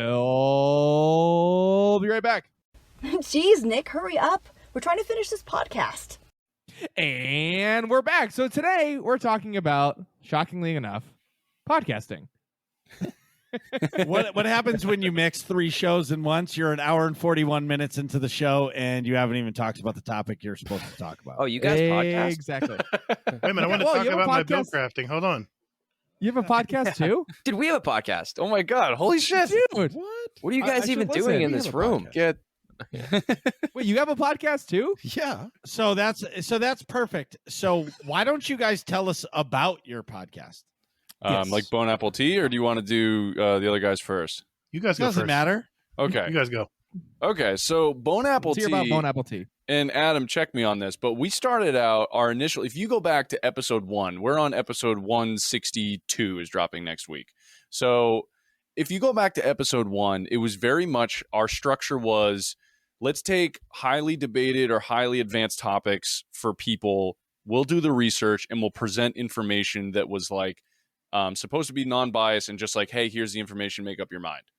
And also like we wanted to present the information in a way that was like fun and easy to digest, such that like you didn't have to have anything other than a high school education to understand research papers, like pretty much like that. And then once a week we would also do like bullshit topics, like just fun, like news, current events. And when we first started, it was more like pandemic time, so we had time to do 2 episodes a week.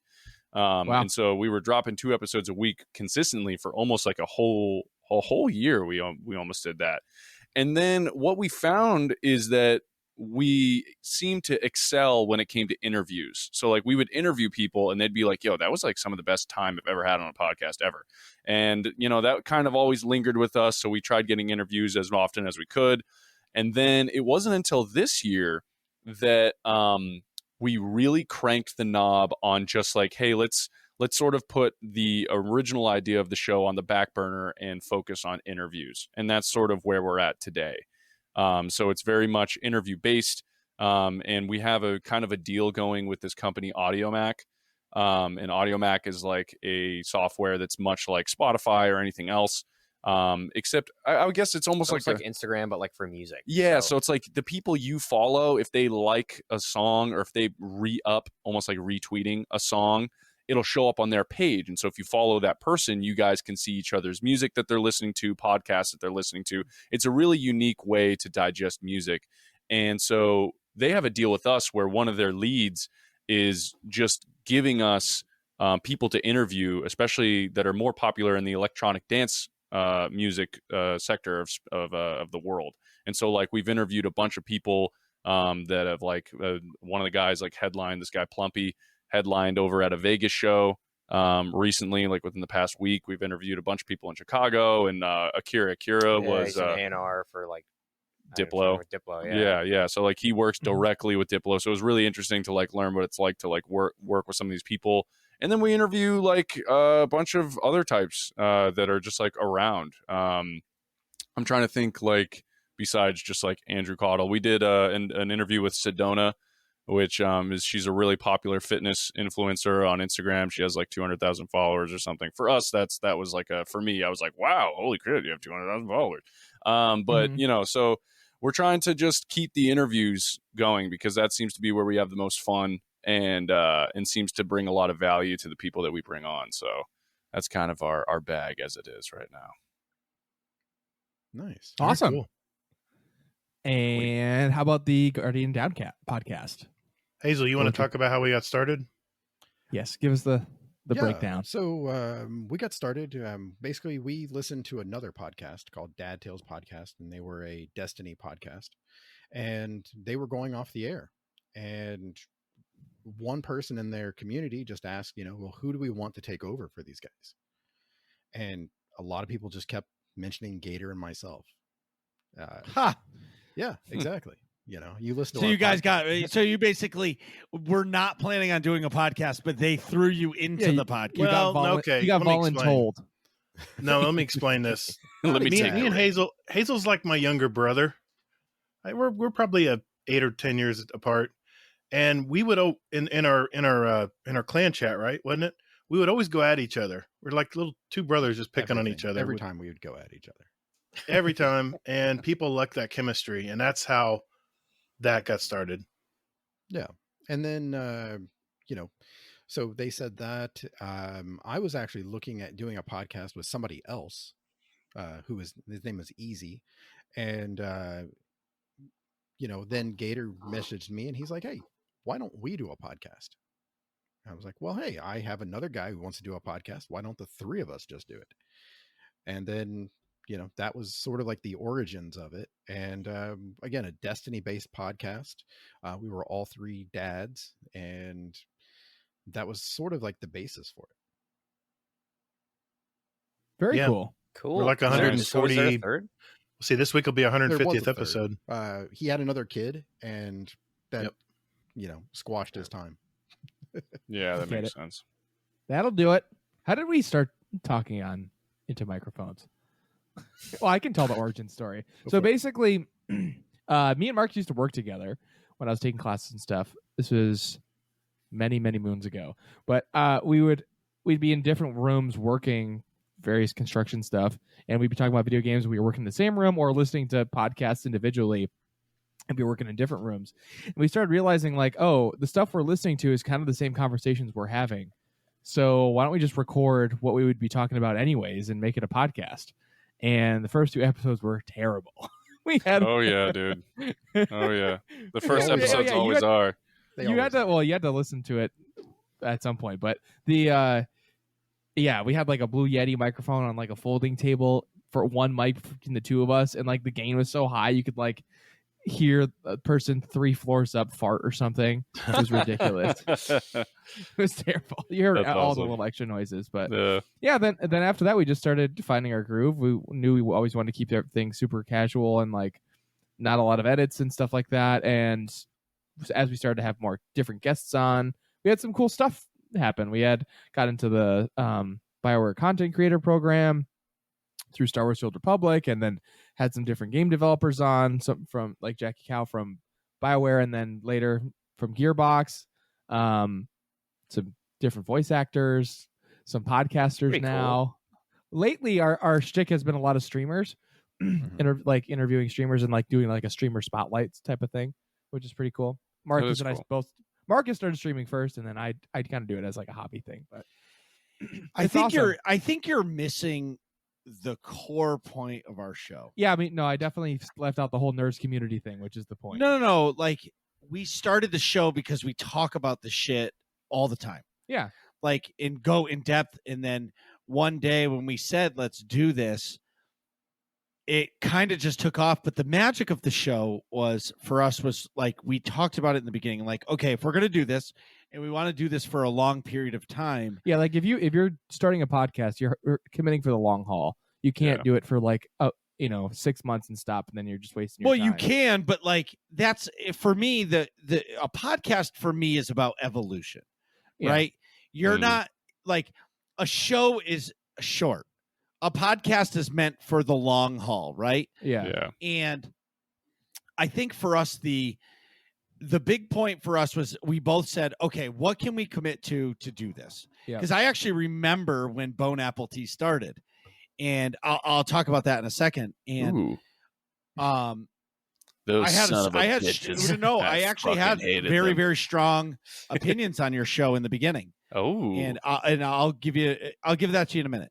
ooh, I'm excited. But what I'm saying is Nick and I were both like, look, at Nick's in college, I'm working, and I'm a new dad and all that stuff. I was like, and we both decided that we were going to record once every 2 weeks. Yep. Like, this is what we're going to commit to. Thursdays every 2 weeks. It's Right. just going to be the way it is. Because like we found every 2 weeks is like if you do every week, stuff comes up, right? Pretty Yes. often. But like every 2 weeks, like if something comes up, it's like, oh fuck, figure it out. Fuck off. You know what I mean? Right. It's every 2 Right. weeks. You don't have an excuse to miss a show if it's Yeah. every 2 Yeah. weeks. And Yeah. that's why we're only at episode 154 and almost recorded for 5 years. Right. And obviously, when the pandemic came, it pushed us to go that Every week. different. But either way, I'm getting off the topic. The whole point for me for the show is to connect people. Whether you're a content creator, you're a game dev, or just a podcaster, whatever it is, Streamer, we- whatever. Yeah. We want you to come hang out with us and just have a conversation. We don't want you to feel as if like there's pressure. The whole purpose of this show is just bowling night. You go out with your buddies, you're going bowling, you're shooting the shit for 2 hours, throwing strikes, spares, or gutter balls. But my point is hanging out with us. It's like throwing gutter balls all the time, but it's those couple hours. It's just us hanging around a table, drinking beer, hanging out, playing, talking, whatever. Yeah, just hanging out. Like no pressure. Right. Yeah. It's like you're our best friend that you haven't seen in 3 years, and we're picking up where we left off. Right. And yeah. So I'm going to start with the GDC guys. What does it take? What did it take for you guys to start the podcast? Well, when we got thrown into the fire, I had zero podcasting experience, zero audio experience. I went to YouTube. I figured out, okay, I need to record 3 voices on 3 separate tracks, or at least 2 tracks, one coming into my headphones here and my mic going out. And I just did a lot of research on YouTube, and it was a do-it-yourself podcast. And over time, I've learned I use Audacity to do my editing. It's a very simple program. It's free. I do too. I Look know at Randy's face. Bro, No, I'm Audacity, bro. It's like sacrilegious. No, I'm Holy actually shit. learning DaVinci. I'm learning Resolve. So I want to do some audio video editing as well down the road. But for now, Hey, I don't feel bad, Gator. I use Audacity too. It's fine. It's so funny. I was just doing a podcast with, who the fuck were we podcasting with, where we were like, holy shit, I can't believe people use Audacity. It was Akira. It was Akira. Yeah. He's like, bro, and the dinosaurs using Audacity out here. Yeah, sorry, I know. it's just funny. Well, no, I It's now I simple. record. I capture OBS. I do 2-channel OBS. Yeah. I do desktop. Nice. Desktop is one channel, and my mic is another. And that's why I compress and post, because usually I try to keep those 2 levels of sound the best I can. And over time, I've learned to tweak it. But I'll usually compress and amplify in the end. That way, it all comes out clean. But our show has segments. Our show is like a long radio show, like the old days, where you would. Except we don't have the traffic and time at the top of the hour, right? We have segments But of our show. you know, you should really do one of like the joke, like middle, like segment break or commercial break. You should do that just Like once. Nick's PP time. Hey, this is Gator calling from Orlando, Florida, and it is sunny in this, and traffic on I-4 is terrible. You know what I mean? And then one time, Hazel does it. But either way, sorry. Yeah, but I mean, I started out with zero experience, and Hazel dabbled in it as well. I mean, like you said, he was thinking about podcasting too, and I just took the reins and said, "Hey, I'll take care of the editing." He has the wit in the show. I'm the dry guy. I have the dry humor, and he has the wit and the comeback lines, and it's easy pickings for an old guy like me. So it's just something about our show. We just mesh, and but yeah, I mean, that's how we got started, and. Like I said, it's like an old time radio show, but without all the. I mean, I tuned into an FM channel the other day because my satellite was out or something, and they would talk or they play one song, and then you'd hear 5-10 minutes of commercials, and then you'd hear another song, and then another 5 or 10 minutes of commercials. I said, radio has lost it. They're off the rails. The thing I love about podcasting is you're talking to the person right there that's listening to you. You're talking in their earbuds. It's so personal, talking to your audience. I love that part. And we interview, Hazel was talking about it, but we interview guests. We have, we interview content creators and community members. You know, that gamer, that teabagged you last game. You ever wonder what's going through his head, or, what his life's like? There's not enough shows out there that just pick normal people that love the game that you do. So we do interviews every so often. We do a fast fire set. We call it a speed run. It's a fast fire question and answer segment. We kind of made it competitive. They have to answer as many questions as they can in 90 seconds. Smoked me. Yeah, you did okay. So I listened to their show, and I'm going to say there's a couple guests who are in the top levels that are fucking sus. All right. What do you mean? Like their numbers are fudged? Their numbers are fudged. I listened to the show. Hazel's a judge. I know, but there's a couple of them where on the podcast the timer runs out and there's like 3 more questions. Well, now we'll keep it. Now keep this in mind, Marcus. That timer is 90 seconds exactly, but that's added in post. You don't hear that when we're recording. The musical timer I add in post. But as soon as I answer the first question, boom, I'm attaching the track. So Hazel, what he does is I tend to stammer sometimes. When it comes to asking questions, I get crossed up on something. He automatically adjusts for it, and we do the best we can to make it fair. But we're talking about gamers here. They all are competing when they come on the show. But, we talk about the latest news from Destiny, just like you guys do with the Star Wars. And then we have a giant section where we have community questions from our community. We have a very thriving Discord where we have tons of people that we seem to be adding people every day, it seems. But man, they are the best people. And we say good morning to them every morning. And it's a very close-knit community. And they send in so many questions, we can't even pin them all in our Discord. That's amazing. So, well, and you guys gave us the idea. Like Nick and I actually had a few conversations because I was like, I don't want to steal their thunder on it. No, because they do it. But well, I know. Well, that's basically what Nick said. Nick told me to basically stop being a baby back bitch. Yeah. Right. But I think I literally said that. You know, you definitely did. I think I was like, stop being a baby back bitch. Right. Exactly. We can do the same thing as Marcus. Exactly. We're all inspired by different podcasts. We all take from everybody else. We all share ideas. I got a lot of these ideas in our show from other podcasts because I listen to a ton of podcasts. Yeah. Now I'm listening to one more with the Apple Bon Appetit. Yeah, I've already. Bon Appetit. So I'll be adding that one to my rotation next week. Yeah. So love that. But yeah, the thing about Marcus, the thing about community questions is you never know where the answers are going to go. Everything is very, fairly on the rails. But we get to the community questions. It's almost my favorite segment every week because you just never know what questions you're going to get asked. And we have speak pipes too. We have people who throw in the voicemails. It's awesome. It's a lot of fun. But anyway, that's our show in a nutshell. That's how we've done it for almost 150 episodes now. And I just want to mention this. This week we have decided to do a community question episode because we have we have so many damn community questions. Sorry, I didn't mean cuss. And Nick, you better add one. Dude, I've been saying fucking swear. shit and balls and cock, dude. I think you're okay with that. I'm just Swear all you want. Hey, don't worry. Hazel drops plenty of F-bombs. I've learned to balance myself out with his. Well, Nick, real quick. Yeah. So he talked about like the editing portion of it. Yes. So what I dove into was basically like the interview portion. Okay. Because I love those like authentic moments where you're talking to someone and you just know that it's all canned. I think we've all had that. But then when you ask that one question and it just breaks it and you hear it in their voice, they just like, it's not robot. It changes their whole mindset. Exactly. Yeah. And you get that live, that real moment. That's what I like listened for. And that's what I like dove into and tried to find out what I can do better to make those moments happen. That's very good at it.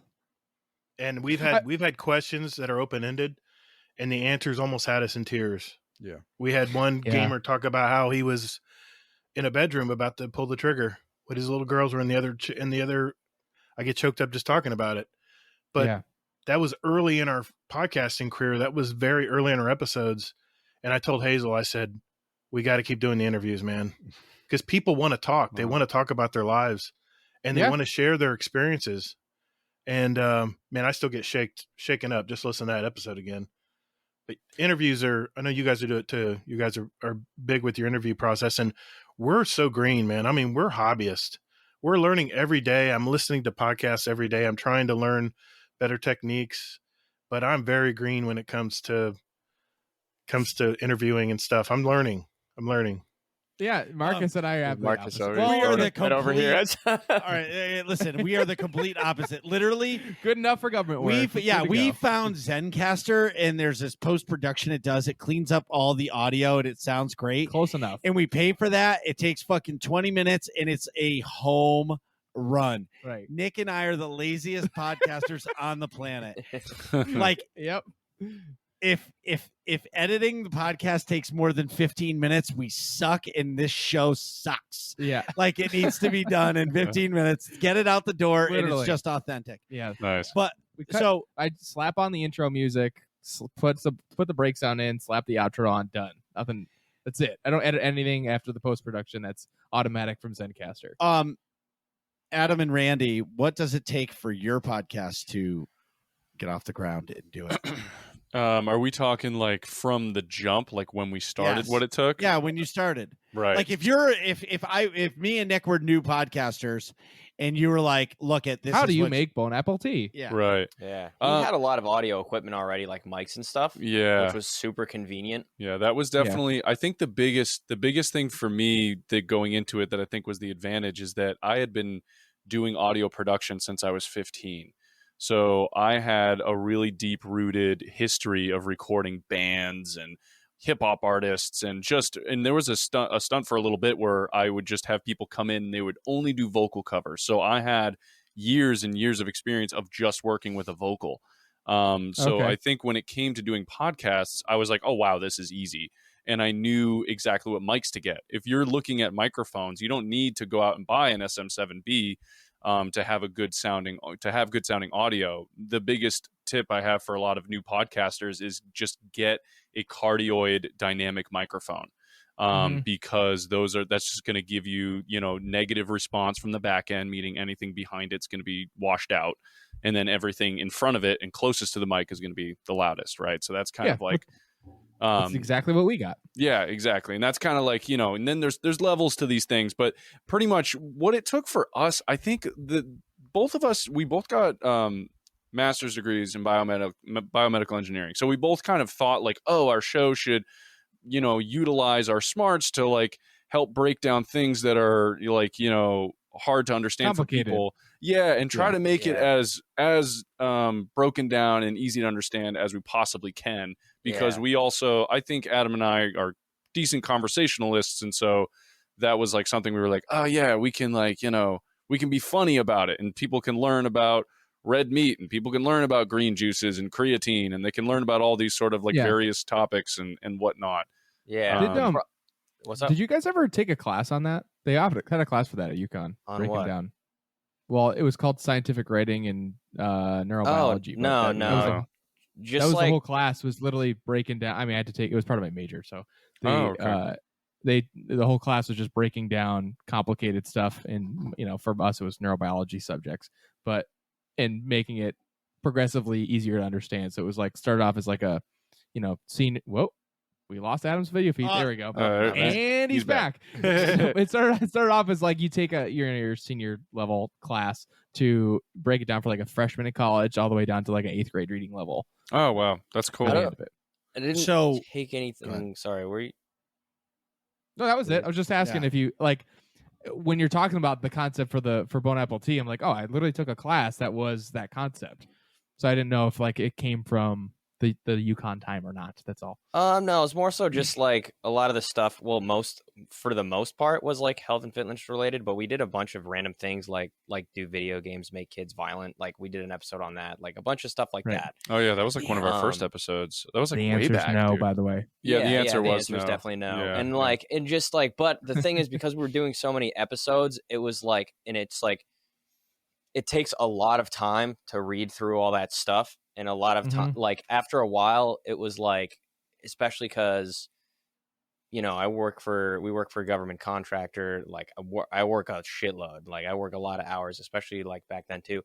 It was like we would always release an episode, but like some of them felt kind of like shortchanged because just didn't have the time to dive into everything. And I knew it too. Like it's like we would put together a thing and like I already know like, yeah, if I had more time, I would look more into this. And I would always have like questions upon questions of like, well, if I wanted to make sure that, wanted to know about a subject, like these are the questions I would have. And if I wanted to know the reason behind why something is happening, there's a series of questions in your head that you would think logically you need to answer. And I would know like, well, we're not going to touch on these.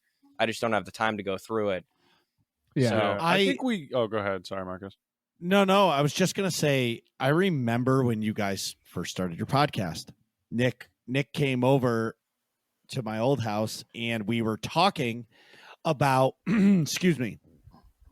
We were talking about how you guys were starting a podcast, and I was like, that's fucking awesome, because I encourage everybody, or we encourage everybody to start a podcast. Yeah. Just do it. Just start talking. Talk about it. The first episode's always going to suck ass. It can't possibly Yeah. be worse It than can't- ours. Yeah, so. it can't be Yeah. worse than ours with a squeaky chair. We right? actually had and the game full blast. We actually had 3 episodes that we recorded prior Just to like test releasing. episodes. Yeah, and they were bad. I think the thing was that we would get to a blank spot and then not know what to say. And then we were like, oh, and then laugh through it, but it was just bad. So we just ended up not airing those first few episodes. Yeah, But, yeah. that was There. kind of like Nick's first 3 streams. Like the first my 5 God. streams of Nick, first 5 of them, they always said test, and everybody was like, enough with the test streams. Your stream is fucking fine. Just click go live for real. Like, but what I was Yeah. going to say is, I was scarred from the podcast. when your show first came out, I enjoyed it, and I said to Nick, I remember this like it was yesterday. I was like, holy fuck, who do these guys, think they are? They're fucking recording so much. Like, I can't even keep up with their episode content because it's Like, they're so gonna- much. It's boom, but like every day it was a new episode in the Yeah. beginning. And I was like, man, I would be burnt the fuck out. Yeah. And Yeah. it was exhausting.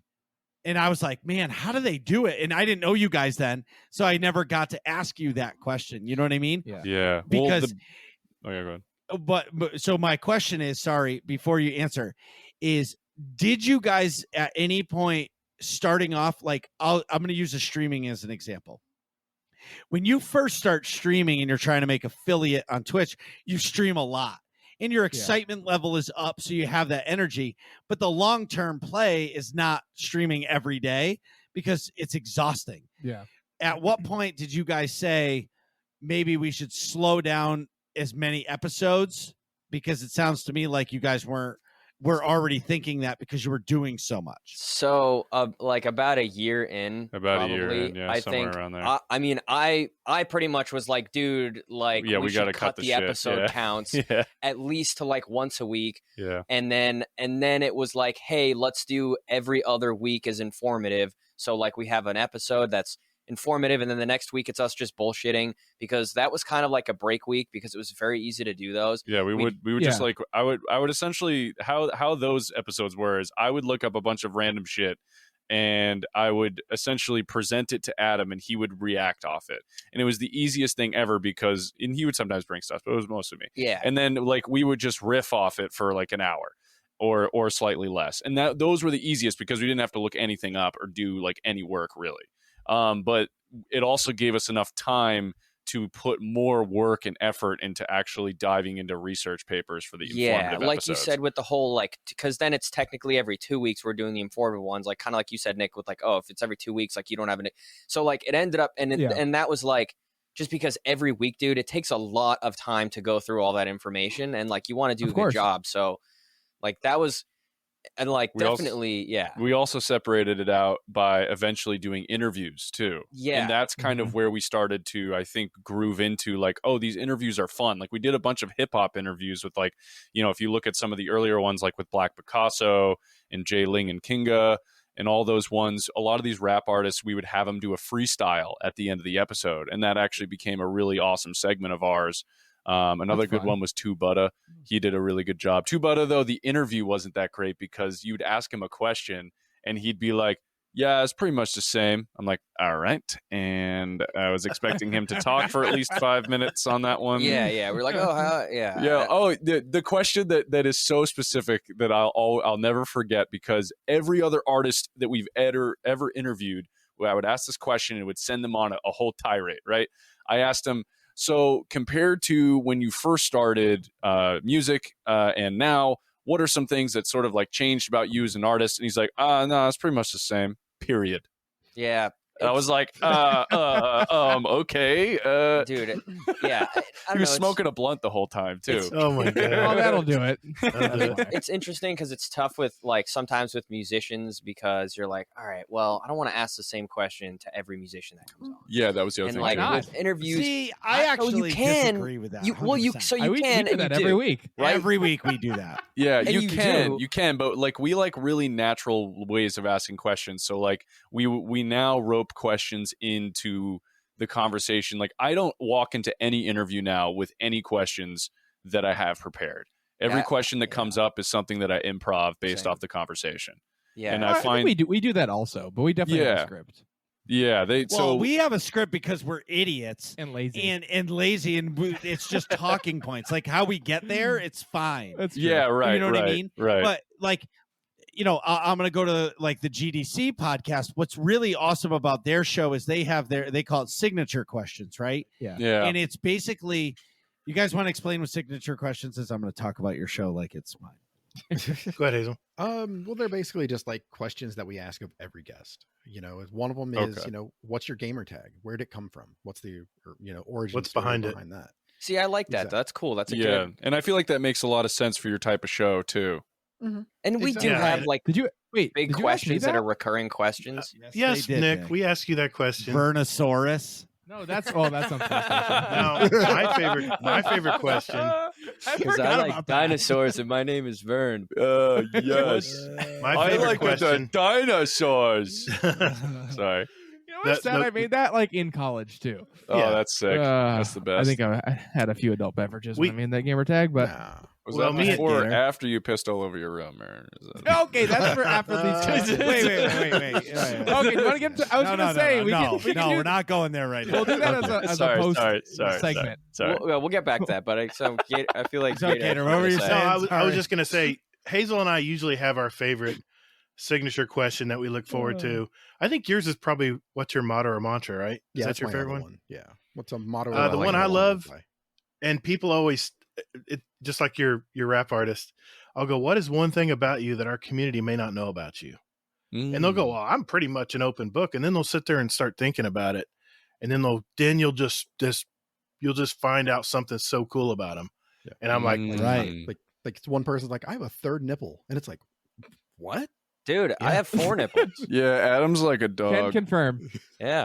Wait, that's good though. I kind of like that. I do kind of want to start like doing something like that where it's like a kind of just like interesting, not related to what the person does at all. Because when I think about guests, like every time I have a guest on, I'm like, okay, well, as a listener, like how would I like what's something of value I can extract from who I'm interviewing that would provide value to the listener.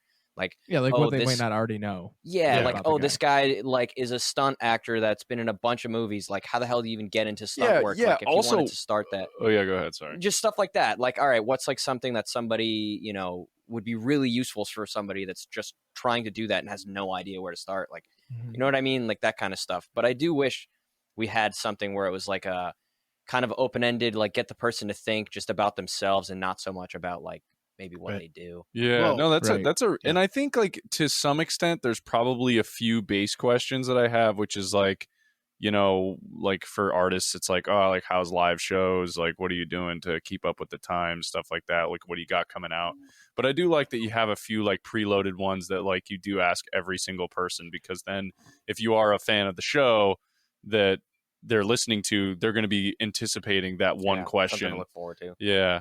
Yeah, well, I'm gonna ask one because all of you have answered it, but one. Except for Adam. Yeah. Adam, who's your favorite Star Wars character? Who's my favorite Star Wars character? Oh yeah. Yep. That's one of our signature questions. Quote, Signature. Yeah. There's another one, but I'm pretty sure I say Obi-Wan. I'm pretty sure. Yeah, you did. Yeah, I was thinking. Honestly, don't give him an out. Yeah, don't give him an out. Like, Sorry. oh, no, Randy, no, Randy, you've been on the show. I didn't want him to say him off the my show. character. Here's the door. But Give him the red card. He got the red card. He's getting Oh like, yeah, fuck. I guess I fucked it up. I totally fucked it now up. I can't even say it. His favorite character is Jar Jar Binks. Don't even let him.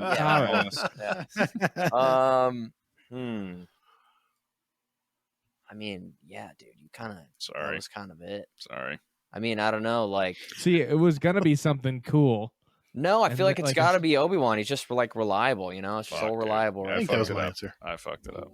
It's just like you see him and you're like, nice. Like he's kind of like he's like a safe character. You're like, oh well, Obi-Wan's not gonna die. Like he's not, I mean, and then he dies. But like, you know what I mean? Like, Yeah. you see him and you're like, all right, he'll get it well, done. they're fine. Obi-Wan's there. I don't know. Yeah. He's like a very like comforting character. Yeah. he's the Jedi. Yeah, he he's is. just the the- man. You know what I mean? Yeah. Yeah. Well, hold on. I'm Now I ar- need to know all your favorite characters. All right. Let's see. Guardian Downcast, folks. You want to go first? I think I I don't said think- Obi-Wan when I answered it. I think you did too. I love Hazel, what- I've always liked I like Guinness. I like them all. Yeah, I don't even remember. it's a what solid all I character, said. man. Well, what would you say right now? What would I say Mine right changed, I now? think. Right Darth now, Maul. I'd probably have to go with probably Jar Jar. The Mandalorian. Ooh, Ooh, I like Din that. Djarin? Mm, I like that. It's a new great- age one. Yeah. Great answer. What I remember The, my original. I changed mine recently, and I don't remember what You I said. change it every fucking week. Like I don't know how you can do that. Like The monk guy from Rogue One. Yeah, like The Oh, monk- he's pretty I am good, The dude. Force, There the you Force go. is with me. The Forces with me. Fantastic. Marcus, movie. what's yours? oh, mine's R2D2. R2D2. yep, That's a He's fucking always great there. Answer. He's always hanging out. He's always there when somebody needs him. He doesn't need the Force. He doesn't need to talk. You can just always count on that guy to be there, and that's who my favorite character is. He That's does it. have Yep. a That's a good shining answer. moment in episode 3 too, when he's interacting with all the droids when they're trying to storm the capital ship in that opening scene. He like sprays oil all over him and then lights him Yeah. on fire with a jetpack as he Yeah, goes He's away. the man. Yeah. Yeah, He does it he's a pretty- lot. Yeah, He repairs things. He hacks terminals every movie. It's great. yeah. I'm still R2's trying to the figure man. out how he got through that desert in Tatooine in New Hope. He's a just kept crafty rolling. bastard. Yeah, I mean, how do don't- wheels work in the desert? I'm sorry. it's an even bigger question for He BB-8 has though. To BF be honest, Goodrich tires on. like I can actually believe Mm. R2D2 going through sand more than I can BB-8, a giant, Really? Oh, perfectly yeah, yeah. spherical object. Yeah. Yeah, there's Like there's zero metal traction sand there. under his head and the Must ball, have Teflon on that. I don't know. Yeah, yeah. Something.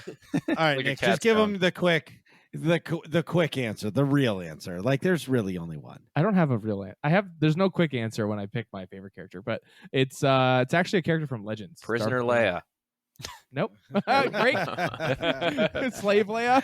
No, it's Darth Bane. So Darth Bane is the Darth Sith Bane? Lord. First of all, I'm a dark side person. I like all the if I was a Oh, Force shit. user, I'd be all dark side all the time. Nice. But Nice. my favorite character is Darth Bane. Darth Bane is the original Sith from what is now Legends that initiated the rule of 2. So previously in the Old Republic, there was a whole lots of Sith. And they were always infighting. They never got the leg up on the Jedi ever because they're always competing with each other and backstabbing each other and all that fun stuff. So Darth Bane is like, fuck that. He gathered all the Sith together, killed them all in one shot, and said, I'm the fucking Sith now. He initiated the rule of 2. So he said, I'm going to have an apprentice, as you all know, and that's going to covet my power, and eventually that my apprentice will overthrow me and kill me. Well, the cool thing is there's a trilogy of books that you can read or listen to on Audible, like I did, about Darth Bane. But at the end, he's trying to learn something called essence transfer, which would mean when his apprentice tries to kill him, he transfers his being into them. And now he essentially takes over their body and their soul wow. or whatever. Cool.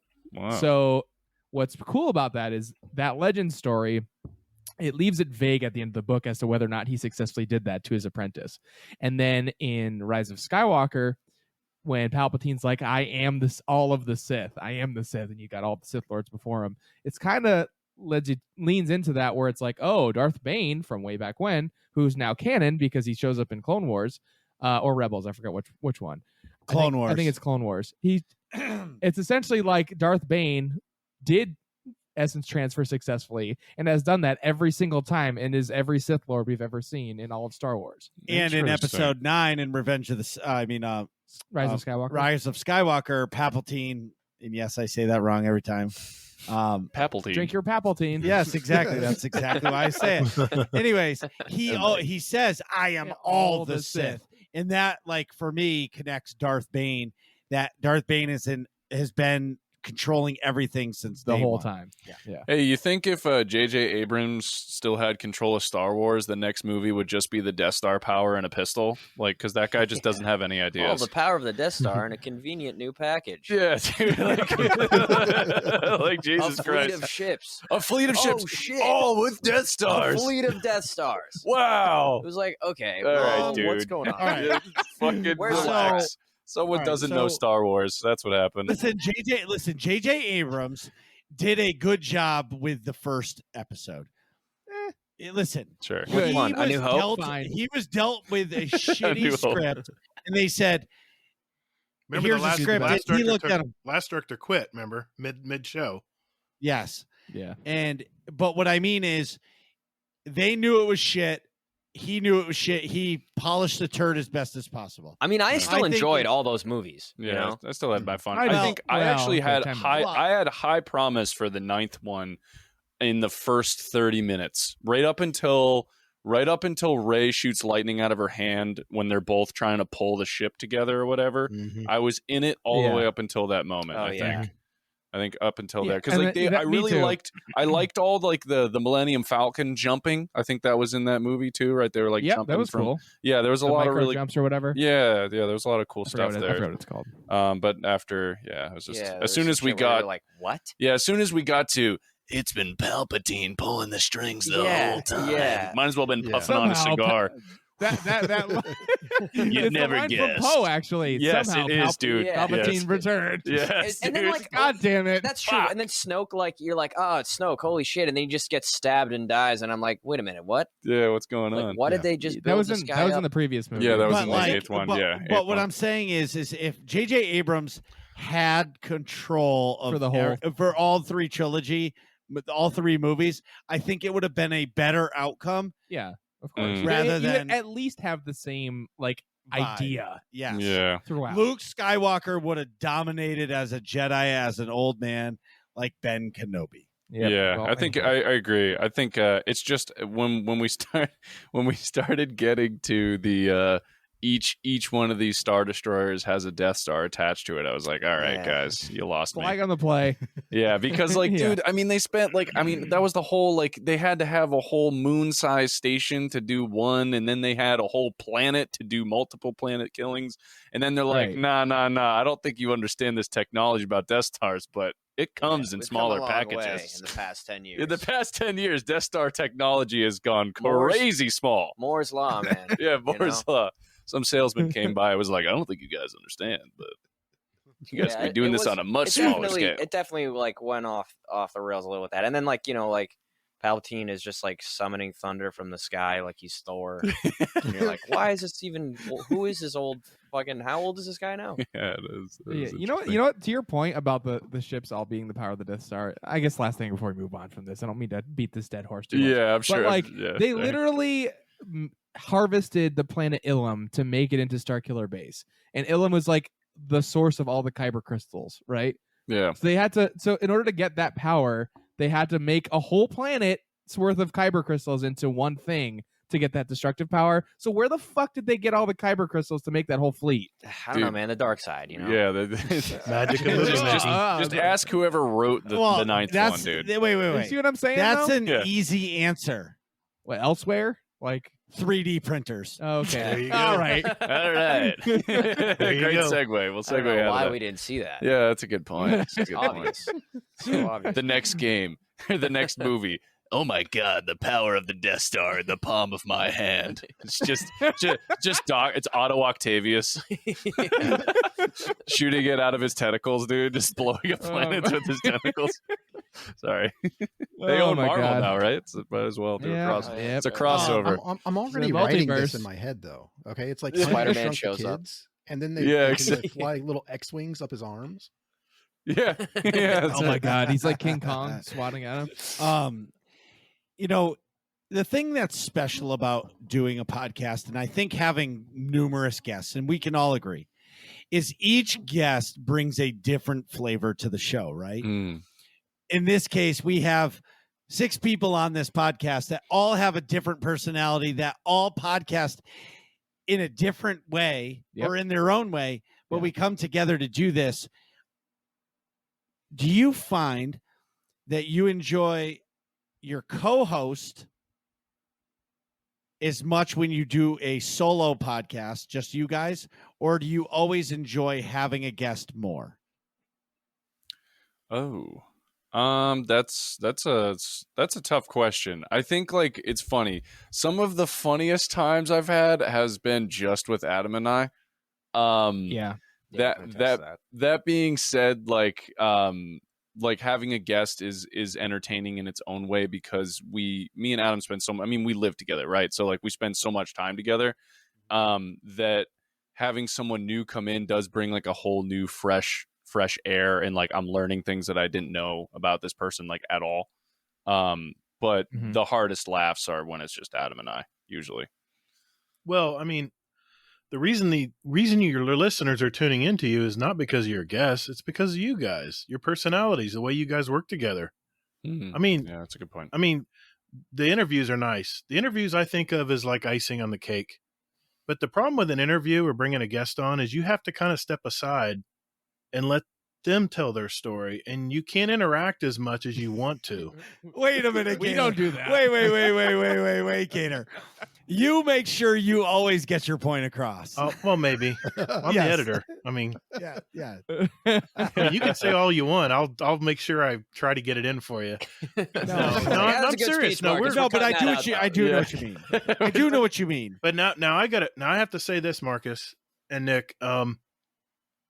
The episodes where I know it's just like this last 2 weeks, this next week, it's just going to be Hazel and I as well. We kind of took Yeah. a break from having guests because you do get burnout. I mean, bringing a guest on all the time, you kind of want to Definitely. shake things up. But I look forward to the ones where it's just me and Hazel because we basically are steering the ship. We can decide where we want Oh. to take it. Don't get he's already got a big enough head. We don't need to add anymore. but no, I mean, I'm serious. I really look It's that forward to. pixel schlong. I really look forward to solo shows where I it's was the just model. Hazel and I. No, I do too. I think That was the the beauty of model. the beauty of those solo shows is like having them kind of infrequently, right? Like, Yes. it might Yes. be good when you start to get the chemistry started. I mean, Right. obviously, if you're picking a co-host, you have some kind of chemistry to talk. Yeah, But like 100%. me and if it was just the Nick and Marcus show every week, it would get boring. It would get yeah, a little that tough. right. Not boring because we're Yeah. always ridiculous, but like it would be tough structurally. But because we have guests all the time, when it is just me and Marcus, it's a home run. It's great. Right, I right. love those shows. Right. I think they come out great. I think you and I have a fun time. You know, it's especially nice to get a break from that when you have like a guest that talks for like 3.5 hours and just like Oops. takes over the whole show. You Oh, know, we've and had just those. like We've had those. blabbering on and on. And is like strikingly handsome, and it's tough. Yeah. You know. Yeah. And has to make sure his camera is at the perfect angle for his. But seriously, I do agree. Some of the most fun times we've had is definitely just us. Yeah. But something that has come up, and it's actually becoming more relevant now, that I was never afraid to do a show solo. Yeah. If Nick can't be there, or Nick has even recorded a show without me, and we've made it almost entertaining. And I would say after the 4.5 years that we've done this, we almost have a go-to third host that fills in whenever we need. Yeah. And Or a couple rotating crew of folks, essentially. right, but really A-Trax has really taken that crown. Agreed. Yeah. And agreed. he's got a great voice. He understands the show. He flows really well with my personality. Definitely. And it becomes almost like that silent third host. And Nick and I have talked about, do we just do a 3-host show with no guests Right. and make it that way? You know what I mean? Mhm. And I think we've decided against it because we've met so many cool fucking people Yeah. Yeah. through Yeah. this process. And everybody has, and we ask the same questions. I think there's 7 questions. Every single guest gets asked the same 7 questions because we don't want Hazel's interview to be different than Randy's. You know, the answers are different every time, but we want that experience to be the same. So like when somebody listens to the show and they hear, oh, what's your favorite ice cream flavor? And 2 psychopaths say pistachio, but everybody else is pretty normal. Yeah. You know, we want that to be involved in the show. And Yeah. yes, if you like pistachio ice cream, you are a psychopath. Well, I mean, Okay, it's whose okay favorite to ice like cream just pista- isn't cookie dough, though? I feel like it's, That is Hey. definitely the number one answer. If It's we've gotta gotten be, this cookie right? dough. Yeah, it's got to be What's like wrong with mint that, chocolate Moose chip? Tracks, It's or gross. Mint chocolate No. chip, cookie dough, cookies and cream. We get a lot. That's the big 3. Neapolitan. My favorite is vanilla. I remember you Vanilla? saying that. dude. Yeah, you Oh and my my little God, brother, yeah. man. All I can picture is my little brother. We go to the craziest like ice cream stops all over the country, and he's like, "I'll have He's a like, vanilla milkshake." I'm like, "Fuck, dude." Yes, that guy is my Like, hero. dude, that's like going to like the nicest restaurant ever, and you're like, "Yeah, I'll have the chicken nuggets, thanks." Yeah, I was like, I have exactly. chicken tenders, Exactly. please. Chicken No, tendies, it's I have not. a kids menu. I want But like, my tendies. there's nothing my better than tendies. vanilla ice cream. Like, all I need is vanilla ice cream. It's perfect. Why fuck it up? Like, Why do I ever want raw cookie dough in anything? Like that shit's Because gross. it's I'm with you, delicious. Marcus. What do you mean, Do I have dude? to That is, answer that? that is the worst take you've had Exactly. in the Why history not? of your show, dude. Sure. Why did Get that, out. dude? That's Okay, but flag here's- on the play, man. Why I'm would with you ever Marcus. want raw cookie dough? Yeah, That's Maybe like why flags would and you? That's soccer like asking cards. why would you ever want raw sex, dude? Get off this show. I feel like No, that's completely different. Marcus, same thing. Sure, Marcus, sure. Try and Marcus. justify it. Marcus, I feel like that's the same as like, hey, what do you like better, podcasting solo or with a guest? It's just different. You know what I'm saying? Like, you like podcasting solo, that's your vanilla. But like, hey, if Cookie Dough comes along and you got a guest, you know, it switches it It's up. pretty dope. Well, that's know? why. You always got That's vanilla. why that question. Yeah, that's why that question always feeds. Yeah. Because Yeah. everybody has a different opinion. Just Yeah. we tell everybody there is only one wrong answer, and the wrong answer is pistachio. Like the grossest shit ever. Have you ever had someone say pistachio? Yeah, we had two people. Wow. We thought one person said it, and we thought they were a psychopath. And like we told this guest, I don't remember who the second one was. We're like, "Oh, what's your favorite ice cream?" They're like, "Pistachio." We were like, "Get the fuck out! Like, this podcast is over." Like, Yeah. we Cool can't as even a door. continue. Dude, it Dude, was you just so like weird. immediately end the show. Like, Don't say it. But you know, what I was saying is, you know, guests, and as it's gone on, like we've evolved. Yeah. I think getting content creators as the guests is awesome because they're trying to do the same things that you're trying to do.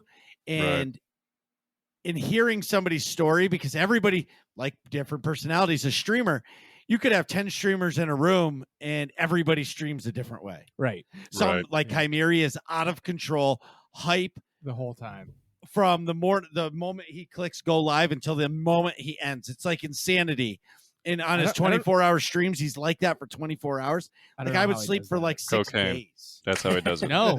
It's cocaine. Dude, he acts like that, but he actually we know him personally. He does not do Oh, drugs. okay. So But how my did, God. when you guys started your Discord, like how long did that take to like get going before you actually had traction, like had people in? Yeah, because Discord? we don't have a Discord, but I've thought Yeah. about it. You should. So I would say, I'm going to say two parts. We've had our Discord forever because it used to be the place where we connected guests. Because originally when we started the show, and actually this is going to segue into our the question about how we record. Yeah. When we first started recording the show, we asked our guests to record their own audio on Audacity It's a terrible because idea. we didn't know Jesus. any other way. And that Yeah. another podcast that we are friends with, that's how they did it. And we were like, oh, let's just copy that. Yeah. So, you know, let's say Randy and Adam, you came on, you guys would use your own Audacity, record your own file, and then send us the file. God, It was a terrible way to do it. I'm Yeah, throwing up in especially- my mouth right now. Just Yeah, the thought of that's that. a Exactly. tough way to No, it edit was- a show. Right. You're telling me. Yeah, he does that.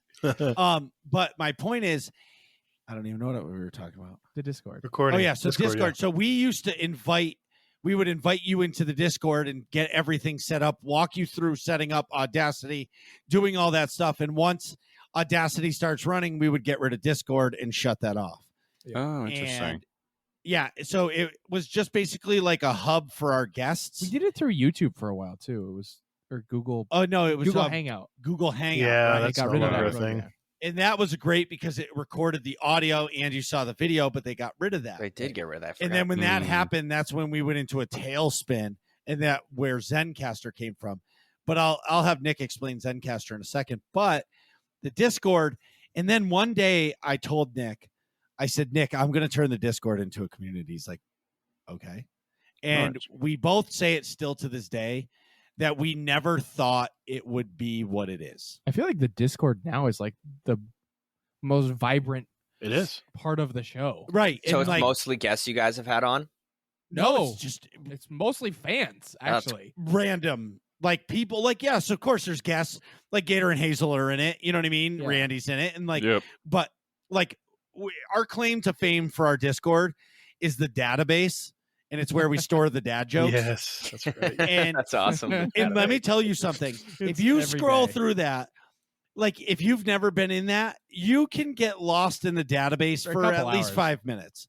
Like when you first get in, you're gonna just start laughing because the shit is ridiculous. It's all dad That's joke awesome. memes. The whole it's like Right. hours of scrolling. But it's also grown into a hub of the nerds community to Yeah. where you know, when like the craziest thing is, I think it was like last week or the week before, one of our community members, friend of our show, Sovi, he was like, ding ding guys, it's 8:30, it's time to record your podcast, where we're not even going live, Right. you know what I He mean? just But like knows. they're just like, hey, he pinged us and was like, let's go, let's get this episode out so we can listen to it at work the next day. Right. You know what I That's mean? awesome. And that's really special. And I'll be honest, since we released our merch store, that has taken it to the next level, because when somebody gets your shirt, Yeah, we have the and merch show off, and you see section. somebody that listens to the show or streams or plays the games with us, whoever gets a shirt or a mug and they post a picture of it, you're like, holy shit. Right. That's a great Like that's idea. real.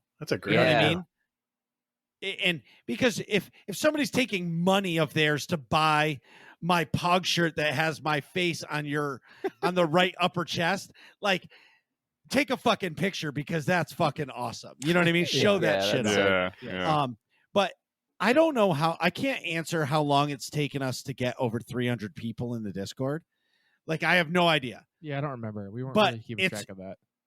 But the people that are there are fucking awesome, and they engage, and that's, It's like daily. I think that's the special part of it, is it keeps the show going when you're not recording a show. Right. Yeah. So And do you have guys- us streaming, so like the face is always there. Right.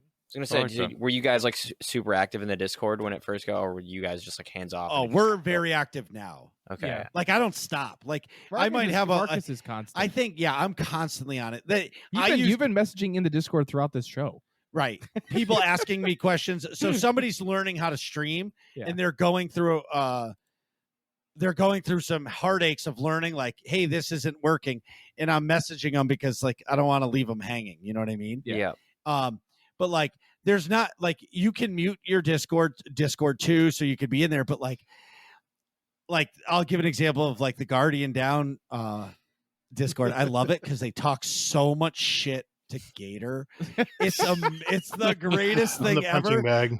Yes, but it's all out of fun and love. It is. But It it's is. fucking hilarious. Yeah, but Marcus, when you hear that every day, eventually you start getting a little defensive.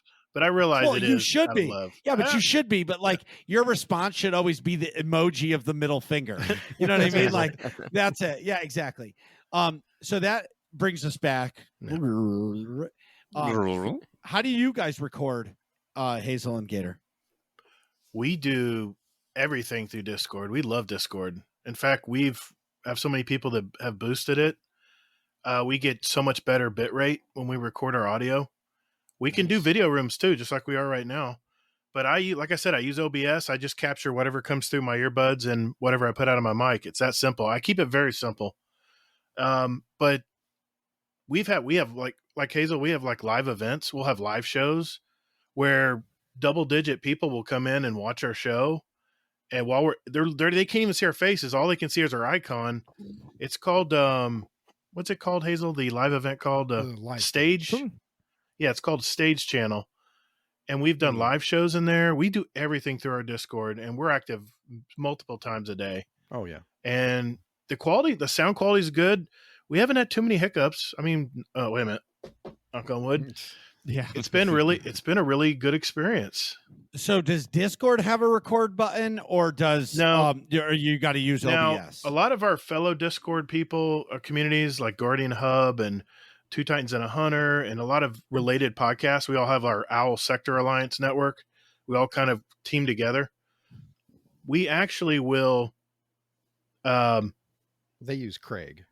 They use bots. Like you're using a bot right now. Basically, you're doing what Craig and Geark does. Two bots that hang out in your voice channel, and they record separate tracks, just wave files, just like you are now. And then they'll combine them all together and overlap them for you, where it's real easy. I'm stubborn and old, and I won't do it because we've had bots drop out in the middle of podcasts before when we podcasted with these peeps. Yeah. So I just do it the old-fashioned way. It's very archaic, I know, and it probably makes my job a lot harder. But I'm just so set in my routine on how I do stuff every week. Learning new stuff is so hard, and Discord is the bomb. We love it. That's cool. great. That's nice. What about you guys with Apple tea? So how it works is these microphones, go to that computer, and then I use Cubase. So Cubase is like, Pro Tools. It's like, any one of those types of programs. Like Ableton, it's like a DAW. So it's digital audio workstation. I like Cubase the most because I feel like it's a lot more intuitive than Pro Tools. That's just my own opinion, but that's just kind of what I like. And pretty much, I do all the edits in there. And as far as editing, the show is very, very simple. I mean, I pride myself on the fact that I don't know that we've ever truly edited an episode. Yeah, like we haven't had to cut. Cut anything out ever. I don't think. So like as soon as I hit record on the microphone, it's go time. It continuously goes. It's that one piece. The only thing that we do is after we record, we film the intro part. Yeah. So we do the whole episode, then we do the intro. I take the intro music plays. We have the intro like talk, like, oh, this episode, this is what we covered, and then it does a little boom I took a bass and just went and just like recorded that into my computer. That plays as the transition between the intro and then the rest of the episode. Then there's the outro, and then that's it. But yeah, everything's just through Cubase. Now I've got like a slew of plugins and stuff that I use for our vocals. Big fan of Slate Digital. Definitely look those guys up if you guys are into audio recording. I know you guys use Audacity, but if you ever feel like opening up something like Cubase, I definitely recommend it because it'll make your life a lot easier. And they have really cheap versions of it too. You can get like one that's like, I think like $100, and it'll be everything and more that you've ever wanted and needed. And if you ever wanted like advice or help, like feel free to reach out to me about that too. I would definitely love to talk about that or show you. I use Audacity to edit and do my transitions and stuff. I use OBS to do all the capture. To do the capture. That makes sense. I do the capture. I just capture a blank screen. See, And I convert me too. MP4s to MP3s. I know I don't have to do that, but I do that just to clean things up, and then I throw it right into Audacity. Yeah, we have like I have like several files that I keep in folders, and then I'll just zip them in, clean them up, get all the noise suppression in there, and the raw audio is pretty bad, and then slowly I just start building. It's like building blocks. I'll just build my show up, transition to transition, each of our segments, get to our outro music. I always do a ton of outtakes at the end because our diehard listeners who listen to our show, I follow the Adam Carolla rule, where they always throw a random soundbite at the end of his podcast. I do the same thing. That's fun. Yeah, I've actually been thinking about recently, like dropping some sort of like project presets for podcasting in particular that would help people with editing and stuff, so that they could just be like, female dialogue, boop, boop, and they just double click and it has all of the various plugins for, Pro Tools, Cubase, across like a variety of things. I've thought about doing that because you can do a lot with stock plugins. You really can. But if you do have a few extra tools, you can do even more stuff, which is really crazy. That's awesome. I don't use any plugins. I was just going to say, Marcus and I are laughing. I'm laughing with you because I know what you're laughing about. I don't use any plugins. I don't even know which one even use. Beyond anything I do. I'm just going to say it. I don't even know what a plugin is. So, so here, I'll get you started. So a plugin is like we don't need to know. I need to know. I need to know. Yeah. So so a plugin. I'm gonna hit the bathroom while you're explaining what a plugin is. Okay. Do you think so? Like, I mean, you've kind of alluded to the idea that you know what a plugin is because you use compressors and limiters. Those are plugins. So anything that like is on the track that's affecting the track is generally a plugin. Right. Okay. So, a very typical way to process sound for a vocal is to go, compressor, EQ, EQ, and then out. If you're talking about noise signaling, one of the best plugins you can buy as a podcast, you could do all of your edits with it, would be the RX bundle by iZotope. That's IZOTOPE, iZotope.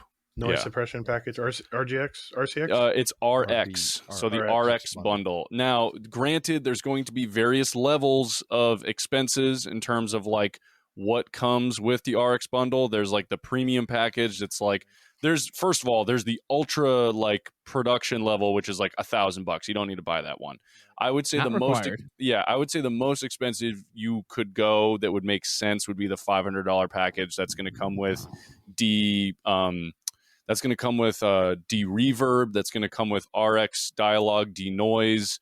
That's going to come with spectral denoise. That's going to come with EQs, gains. That's going to probably come with it just comes with everything. That's awesome, man. And you can do the coolest part about the RX bundle, dude, is it has the track assistant. So much like they use Zencastr to automatically make edits, you can have the RX bundle analyze your audio and give you a suggested route for where you should start. Isotope, I think, makes probably some of the best plugins on the market right now besides Steven Slate. Nice. Yeah. Thanks for that. Welcome. What I realize is there's so much more to learn. Oh, It yeah, just dude. will blow my mind. There's layers. Yeah, I'm if looking you at ever you. want to pick my brain about it, feel free, dude. Yeah, man. I'm Appreciate an it. open book. I appreciate that. But Nick, tell them about Zencastr and our. Yeah. Hey, Nick. So Zencaster's the greatest So if thing you ever. want a foolproof way to podcast, here we go. Yeah. So Yeah. go to Zencast, ZENCASTR.com. Zencaster. Pay for the subscription that lets you do the post production. It's easy peasy, lemon squeezy. Even us two idiots can figure it out. So what that lets you do is you send a link to the show, which is what we're using right now to record. Right. You can do audio and video recording. You can record the audio and just show the video. So like that lets the question I wanted to ask earlier, and I'll circle back to, is whether or not you guys ever do remote guests. But this software lets us do remote guests all the time, which is what we're using right now to record. And we can have up to 8 guests, Right. 8 Nice. individual tracks. Right. Nice. So this automatically will time sync every single track, which is great. So that solves our previous problem of having everybody locally record. That was a giant pain in the ass. Yeah, no Having kidding. to Oh, sync yeah. the time, That's a sync massive- all the tracks together, Yeah. and then also you can show video to make it like a FaceTime call. So when you have a remote guest, it's nice because you can actually see the person if they have a webcam, of course, and have a conversation with them. And it's a lot nicer than if it's just like an audio call. Or you can record the video, which is what we're doing today, because I know the gentleman from Bone Apple Tea would like to post this later. Yes. But, Thank you. Appreciate that. But of course, this is easy for us because you can make footnotes, so you can put little text notes at different time points. We use that for our start and for our break times to chop stuff up later. And then also, if you pay for the little bit extra, you can run a post production, which like essentially cuts out a lot of the background noise if there's any. And also levels out, it's not the correct terminology, but levels out all the volume. So long as somebody's not too loud and clipping, if somebody is quieter than someone else, it'll level it out so everyone's That's pretty cool. volume sound the same. Which And is what's nice. really good, it's good enough for us and it sounds great. and Yeah. Nick Nice. breathes in the microphone I do a lot. That cuts that out. and it cuts it out. And I think it's like, RX think deep they- breath, dude. Yeah. yeah, but like, again, this is it. So it records. So your local recordings will all save to your computer. Yep. You guys can download it. So God forbid, like our bandwidth stops, you can download your own Individual tracks. individual tracks. Yeah. Then if you want, we can download each individual track and then we can have it merged into one track. Which is so what we do. is what we do. And then the post-production, it comes out that way. We cut, paste, do our intro, outro, it breaks down an outro, and it's done. Yeah. And it takes like 20 minutes for them to do it. And the service is so cheap that I think we spent $100 on it, and it gave us like 90 hours of post-production. Nice. Nice. It's really That's worth good. it. That's actually No, it is worth it. I think if you don't have a ton of the wherewithal and maybe you don't want to put the time in to learn, like that kind of service is amazing. Because it Like can us. get really complicated. And it's like, Right. Well, if I don't want yeah. to deal with that and I just want to do a podcast and I want it to sound as good as quick as possible, like that's an amazing service. Is anyone sure. Like good enough. I wanted Obviously, it's not going to sound as good as the professionally done version, but it's like the close enough. like Yeah, in yeah. that it sounds good. The mics sound good. It cuts out the background noise. I mean, the show is what it is, right? Right. sounds yeah. good? And No, yeah, exactly. I think And lately your guys' show has definitely increased in quality. I think you guys got new microphones though too, so I think that's been New helping. mics, and actually, we started using Zencaster, is what you're noticing. So Yeah. as when we switched to Zencaster, it changed everything. And well, Yeah. we used Zencaster for a few episodes, and then we started using the post production, and that made a giant difference. Yeah, Yes. yeah. There's a lot you can do in post. It's just like pictures. If you take a regular digital photo and you never put it in Lightroom, you're just never going to see the full potential of what the photo can be. What's Lightroom? Lightroom is like a different version of Photoshop. It's by the same Adobe company, but it's like It's like baby Photoshop, Professional, batch isn't it? processing. Professional. yeah, So, it's more like color yeah. editing and light editing.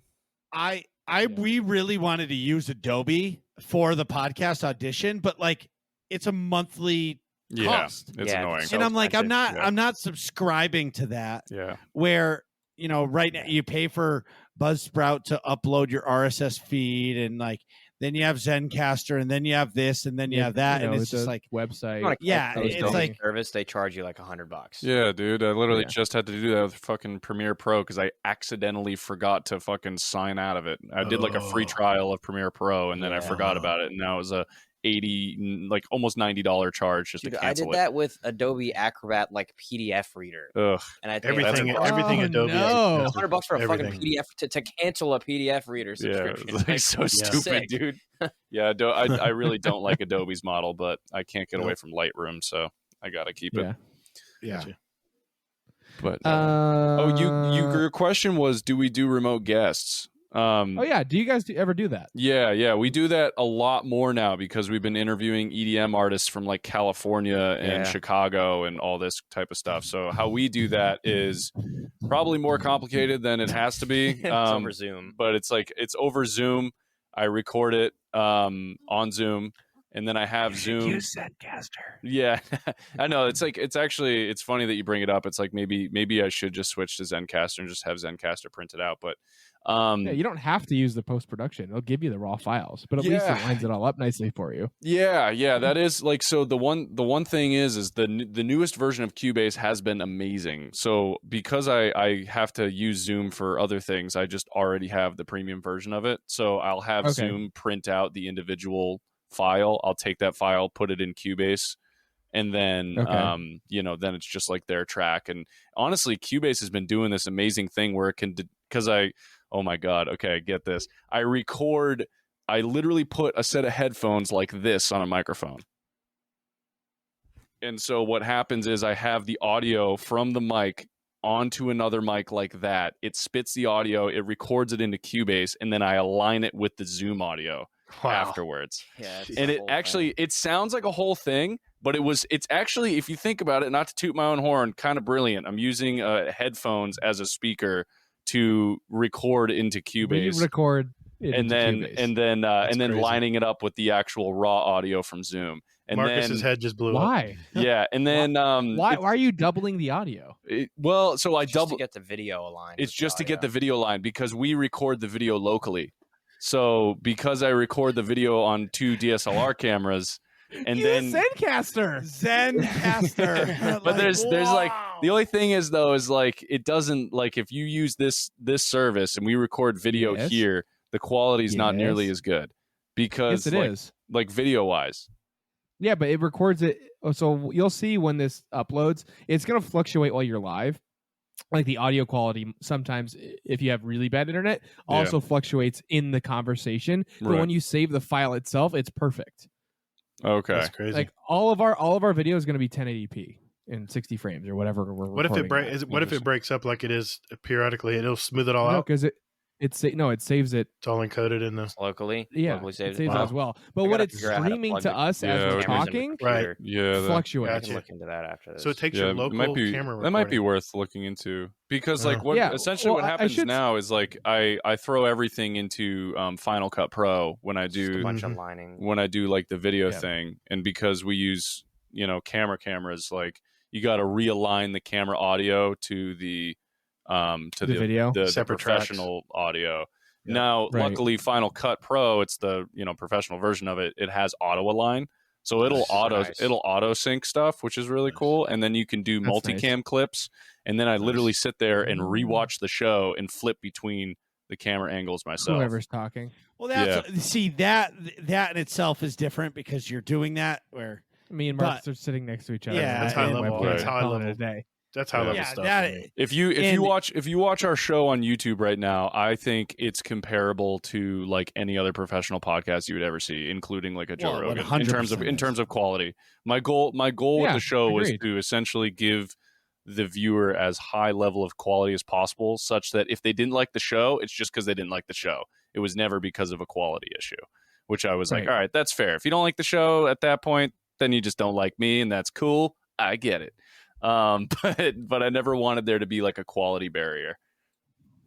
I totally get it. But the Zencaster thing is actually pretty. It does have me interested. Like maybe I could optimize the way that I do this a little bit better if I tried. I think using it at least help you. Now, you might not want to quote me on the video quality thing that I was saying, but I know because we haven't recorded video on here before. I don't think because we don't usually No. do that for the podcast. We'll just Right.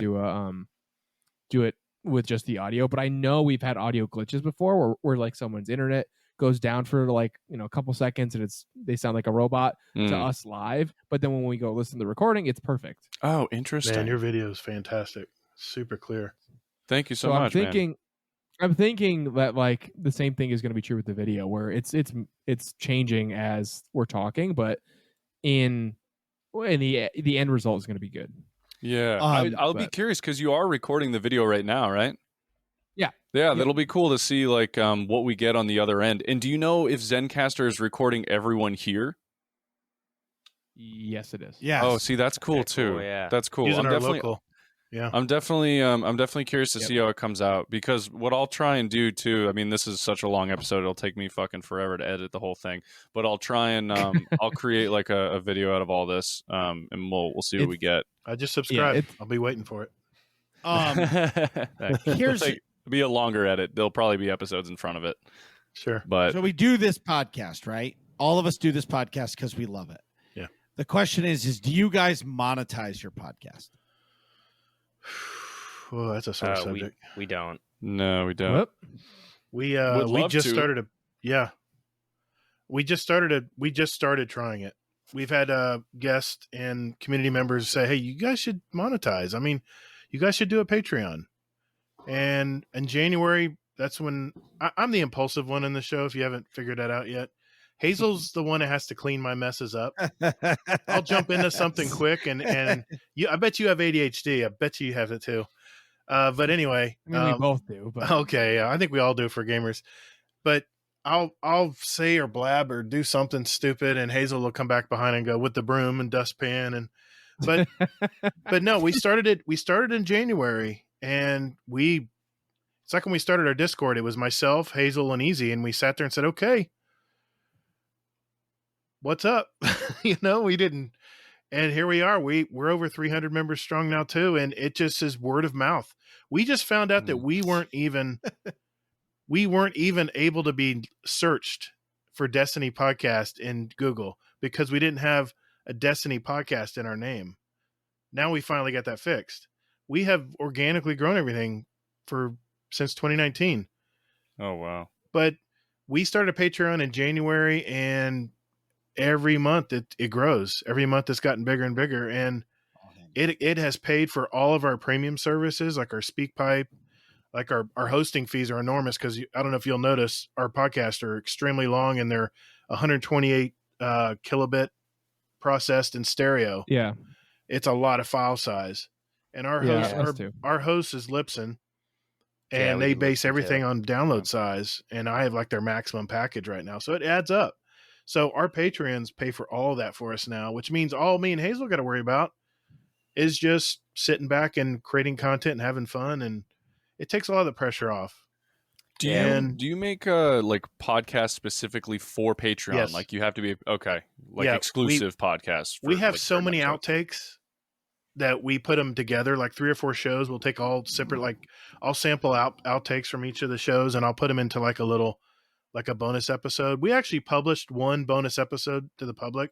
If you look in our feed, you'll see it. And we just made a trailer for our podcast, and we that's one of our features of if patrons are going to go out of their way to pay and support our podcast, we're going to present content for them. And should I share it now, Hazel, about what we're doing this weekend? Yeah, well, I mean, they were talking about like evolving and everything else. I mean, this is just that. Yeah, you're right. So, yeah. Hazel and I are starting another podcast. We're thinking about starting another podcast. Whoa. And it's Wow. very simple. It's we're working on the title still, but he picks a gaming story, pop culture, entertainment, gaming, whatever story. I pick a story. That's it. We discuss, which is my favorite part of a podcast is discussion. And we will get into the pros and cons of each of the article we're talking about. Try to keep it under an hour if we can. We're gonna release it to our Patreons first and get some feedback and see, because they're our super listeners. They're the ones that really love everything we do. I mean, all of our listeners do, but they go out of their way to go that extra mile to just support us every way they can. And that it's only fair for us to release the content first to them and see what they think about it. Mm-hmm. But An idea there for thinking about me that I'm thinking about is, do you really need a separate podcast for that? Or is that something Right. that No. you guys could sustain on your own? Okay. No, there's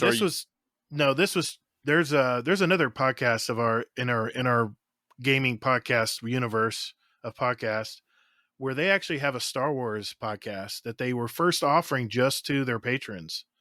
And they actually branched out. It became so popular that they branched out and they have it as a standalone podcast now. Oh, wow. Hazel knows okay. what I'm talking about, but that's kind of the model we're going to try. We're just dipping our toe in the water.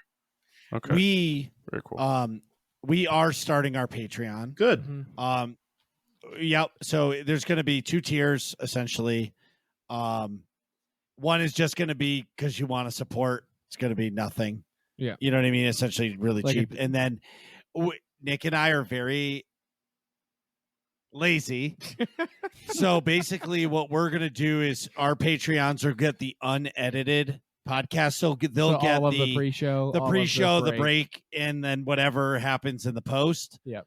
And they'll have that full audio. There will be no audio cues, nothing. It'll just be the raw sound. Yeah. And people will want to hear that Yeah. because some of the funniest shit that's happened on our podcast happens during the break. The break and Yeah. the pre-show, the break, and then the post after we stop is ridiculous. Yeah, that's usually like when the mics are quote off. There's Yeah. there's definitely a lot of funny shit that happens on. Yeah. Exactly. Every show, So- Hazel says, please tell me you were recording that.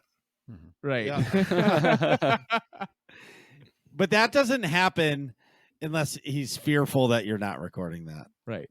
Yeah. Yeah. Which is All why right. I've actually started recording as well, just to make sure that I can cover his ass. Yep. Yeah, that's Hey, all it's right. good to have One- as a backup, man. Yeah. I will One say, podcast, we had a live show. Sorry, I'm gonna interrupt. We had a No, live no, go ahead. show, and I looked down. We were 10 minutes into the just catching up with the guest, and I realized I looked at OBS and the red light wasn't on. I forgot to press my hotkey, Yep. or playing with the Yeah. computer. I accidentally stopped recording. I look back, so I just faded it in, like, oh, let's catch up to our live show, and just did a fade in with some music. But I said, Hazel, please tell me you're recording that, and he goes, I didn't get that one. And it just- dude, I Woof. It's a live totally show. feel that. I totally feel that because, like, in the beginning, I didn't have this monster computer that I built. I was working out of a laptop that was really old. It was like a Lenovo Y50, but it was like super old. And that's what we were recording on. And every so often, it would get an audio dropout. So when it drops out, it would just stop recording altogether. But we Sheesh. couldn't tell because we would still hear a microphone signal in our headphones. So we just didn't know. So there's a few episodes in our earlier stages where it's just like it'll be perfect crystal clear quality and then camera quality, like camera audio quality.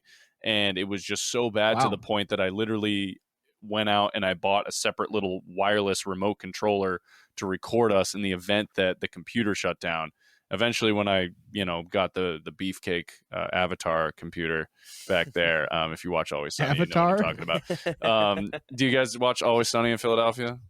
I'm not up to speed. It doesn't I gotta matter. catch up. But anyway, so Adam knows what I'm talking about. So there's but yeah, when I got the new computer, I didn't have to worry about that anymore. But dude, there's way too many episodes where, like, I think Fruits and Veggies is a really good example of that. Where like halfway through that episode, which would have been a fantastic episode, it just like fires straight down into us sounding like we're underwater, and it's practically not even listenable anymore. Yeah, we're gonna re-record that one. I think. Yeah, actually, we should revisit it anyway. We're better podcasters at this point, but yeah.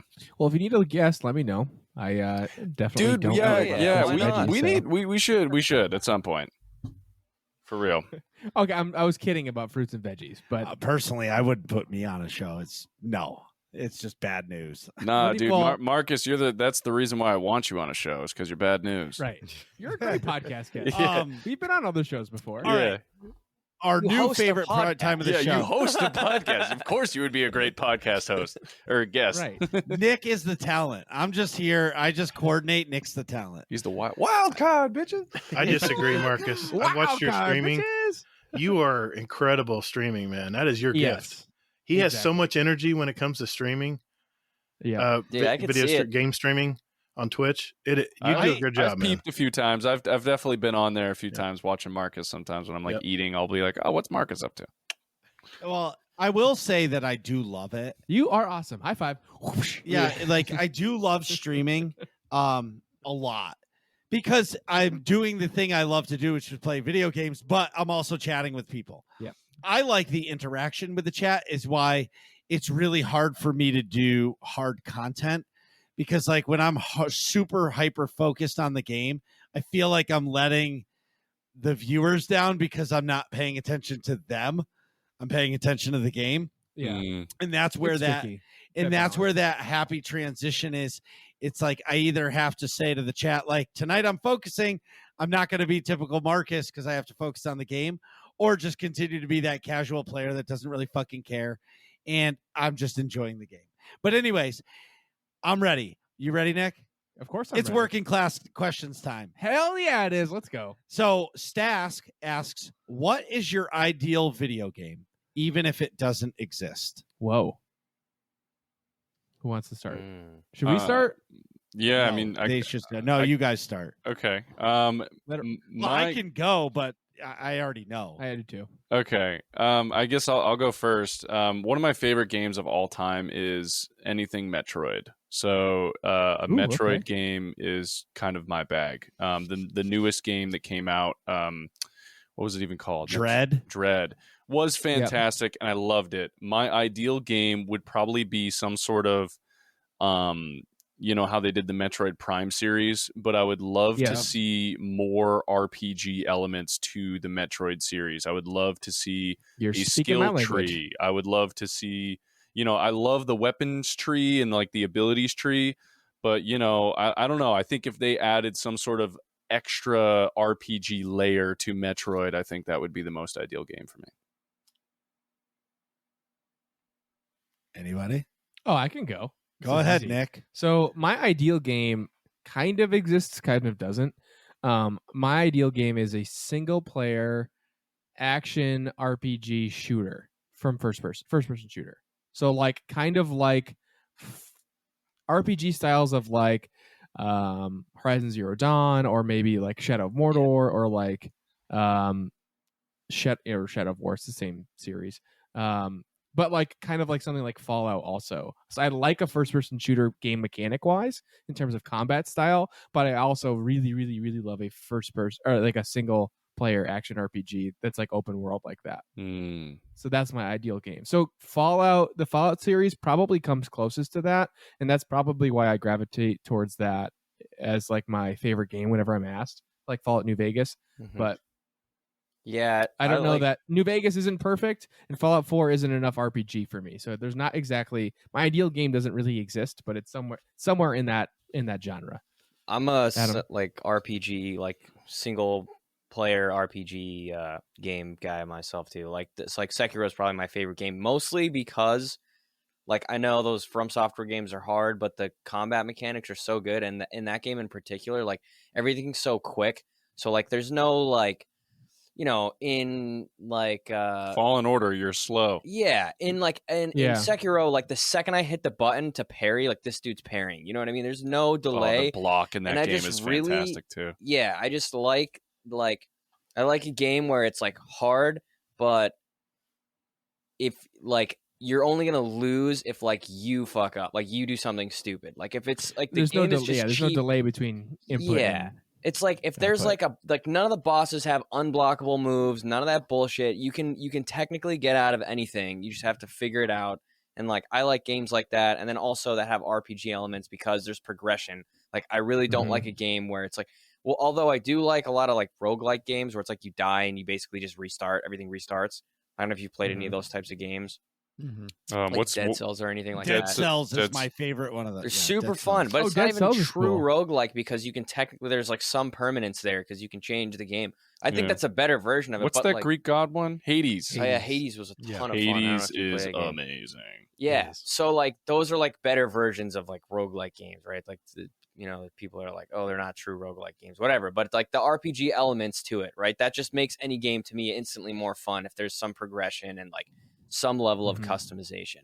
And then the fact that like I like the idea, or whenever I would play Skyrim, like back in the day, I was like, man, I wish you could jump into somebody else's game and like help them out for a mission or two. And they kind of did that with Elden Ring, where there are these like summoning pools where if one of your buddies is playing, you can have him jump into your game and help with a boss fight or like some a fight. They're in various areas. Like you can go through like raid a tomb with them or something. And they just released an update for PC where you can just infinitely jump into their game, by the way. What do you mean, like at any point? At any point, you can just jump in their game and start playing. Yeah, see, like that's cool. amazing. Like that was one of those things back in the day that I always wished you could do in Skyrim, and that's kind of one of the like I like that they did that with that game. Speaking of Skyrim, They the look one cool thing, the online one play. mechanic I always loved from Skyrim was that like the more you used something, the better you got at it. It was very Yes. like, oh yes, this That's makes cool. a lot of sense. You know, I use a lot Yeah. of destruction magic, therefore I become better at destruction magic. Yeah. It made a lot of Right. sense. That's always weird in like other games, like if other Bethesda games, for an example. Like you could get a bunch of XP through shooting and killing enemies, but then you put it all into lock picking. Like I've never Yeah. picked any lock, but all of a sudden I've got Yeah. max level lock picking. It's a little odd, you know, Yeah. because I'm a great soldier and mowed down 1,000, rad scorpions. All of a sudden I can pick all the locks in the whole game. It's a little weird. Yeah, Right. I agree. Gator Hazel. I'll chime in. I've been playing video games since Pong. I mean, Atari 2600 was my first console. And I have been able to experience gaming over 45 years. Jeez. Yeah. Star Wars New Hope, 45 years this last week, right? 45 years I've been gaming. And immersion is everything for me because I've seen the technology in gaming get better and better and more photorealistic and more photorealistic. For me, Destiny is the closest thing for me to photorealism. It's really a good quality game. Problem is it takes a lot of bandwidth. It takes a lot of memory. The servers have to be enormous to hold all this data and the databases and stuff. I want something like Destiny. I love the space opera. I like the first person shooter aspect, RPG, action, MMO. I like that kind of stuff. If Destiny can just ramp it up, and I still think they're going to, where you see that skybox and you're like, that is gorgeous. I want to be able to just walk over there. I know it's a ways away, but I want to be able to walk over to that little island over there and just chill out and do whatever I want, and enemies Yeah. will fly in and stuff. Immersion is everything for me, and photorealism is everything for me. So that would be my perfect video game.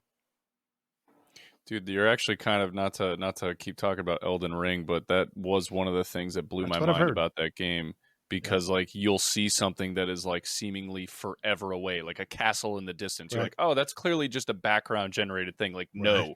If you ride long enough on your horse, you will Really? get to that castle. I heard it's enormous. Everything that you can see, you can get to somehow. Well- Even if it's in the middle of the ocean, there's some cave that leads you under Really? and up. Yeah, it's crazy. I did buy it. I have it on PC. My son just got a gaming PC, and he's finishing up another game right now. But we do plan on co-op. Excuse me. We do plan on co-oping it. So Yeah, I think that would actually probably be a ton of fun to co-op because I've only Yeah. done like one or two like bosses with another person, and it is fun when you do play with someone else. But see, I grew just up on the be big prepared. bosses. okay, You yeah, hacked and slashed the boss, and he killed you. And you're like, okay, that didn't work. Let's go back to the Yeah. drawing board and try it again. That's the way Mega I was Man. raised on video games. yeah, And now today, it seems like everyone wants to give you the loot too quickly. Yeah, I totally see that. Hazel's gonna jump in on me because sometimes I bitch and moan because I think the loot comes too hard. But Yeah. that when I saw Elden Ring, I was like, that reminds me of my old days where we have boss fights and just fight for an hour to kill a boss. And when you kill them, you're like, woo, I got to go take a break. Yeah, But it was so much fun to do. Yes. Yeah, it really is. It really is those It's fun. You know what, dude? A game like that is fun to watch someone play too. Like Adam will throw it on and I'll just watch him play. You know, and like it's just like, oh dude, watch out. You know, it's like it's a lot of that like anticipation and stuff. Dude, we had like a friend group over and they all just watched me like play through a poison castle in Elden Ring. And they were all entertained the whole time. It's great. Yeah. But anyway, is it Randy? Yes, it's Randy. Yes. You know what, Randy? Why I haven't played Elden Ring yet, and I know Marcus knows exactly what I'm going to say here.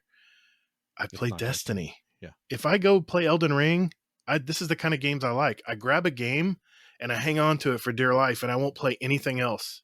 Yeah. And I love Destiny. I got a podcast about it.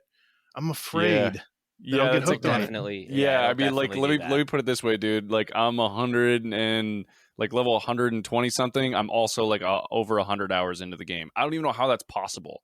I don't even know. Like, I've never put over 100 hours into any game in my life. Hazel, I have a lot. Hazel, how many hours we got in Destiny? Destiny 2. Thousands. Dude, I got 3,000 there's a hours lot in of Destiny times. 2.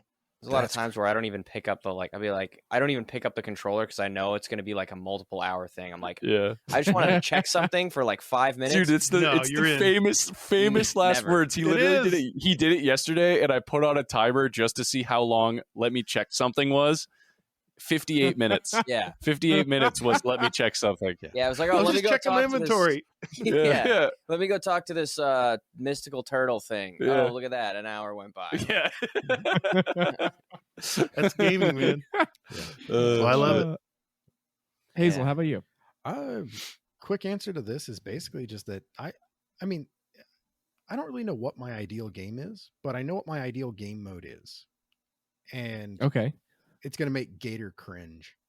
I know what he's going to say. So my thing is, I want the world to burn. I want there to be consequences. So like if I'm playing Destiny or whatever it is, if I die, I want to lose all my shit. I want to start over. You need to play Ultima Online. Kind of just sounds like Dark you need Souls. to play Elden Ring, dude. Well, I know, yeah, right? Or any of the Souls games. Well, I know, but no, I'm just talking about like, I mean, I want to see more of those like the Souls-like type things, where your decisions aren't fickle, games. Right? My decisions are fickle. Yeah.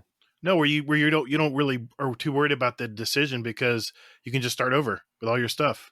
Well, yeah, exactly. You have consequences if you lose nothing. That's what I'm saying.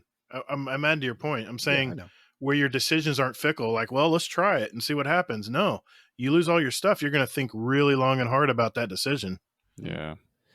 I think that's probably one of the pieces of why I like RPGs a lot, or like why I like certain types. So you were saying, Gator, earlier, you're super into immersion. That's definitely a big piece for me.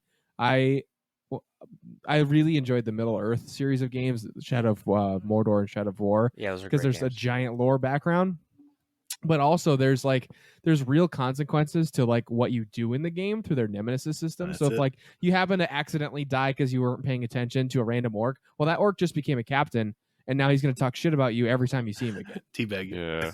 Yeah. Those games were really good at that, actually. They were. Yeah, and it's really cool. And then if he kills you again, guess what? He's a war chief now. He's running the whole army. And same thing. Now he's harder to kill. And now because he killed you, he's got XYZ special traits.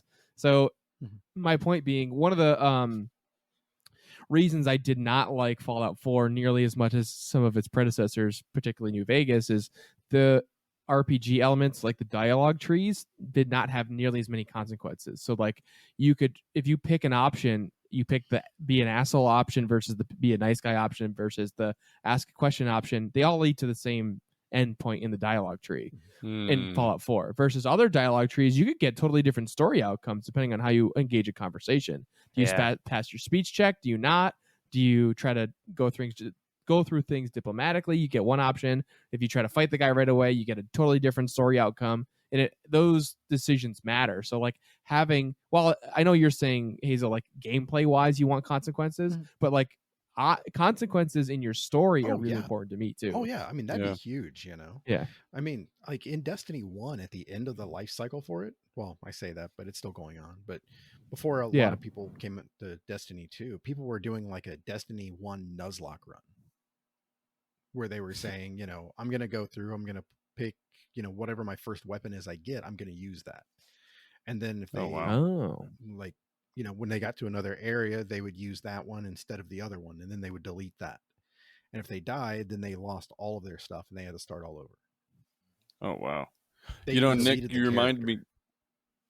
Deleted the character. Wow. Yeah, Jesus, it was a big thing at the end of Destiny. That's hard. Now that's hardcore. Nick, your talk about consequences kind of reminded me of Knights of the Old Republic. Exactly. BioWare's famous for that. Yeah, and I'm actually. Are you guys hyped for the remake? I mean, I think all they're doing is just updating graphics, right? But no, it's a complete new game. Yeah, it's a new game. It's 100% a brand new game. Oh, is it really? Yeah. So they basically, yep. So so there was a guy about 10 years ago that was remaking the game in updated graphics. Disney hired him, or Lucasfilm hired him, or whoever hired him, and now that guy is leading this project to remake the entire game. The entire game is brand new. Oh wow! Do you know what engine they're using? Are they using Unreal Engine 5 or? I think they're using Unreal. I don't know if it's 4 or 5, but it's a brand new game. Wow. Completely brand new. I'm guessing that it's not going to have 2 endings. Okay. Because which sucks, but that's because it's going to have to end canon, or they're going to have 2 and one will be the canon ending and one won't be. See, that's so silly. I do miss the days when not everything had to be fucking canon. You know, they could just do whatever they wanted in like a wonderful Star Wars playbox, you know? Like look at what's that? There's multiple games. Star Killer is the character. Force Unleashed. Yeah, Force Unleashed. Force Unleashed games. None of that's canon, but that was awesome. Yeah, that was a ton of fun. So first one anyway. With my favorite game, or the game I want. Yeah, your ideal game. So I've realized in my age that I am an MMO player, first and foremost. MMOs. But I love a first-person shooter. So what I really, really, really want is an MMO in the Star Wars universe in first person. And like Destiny does, is if you're going to use a sword or a lightsaber, in this case, it goes to third person. Okay. You know what I mean? Because I don't believe that a bounty hunter MMO would work, because too many people would want a lightsaber.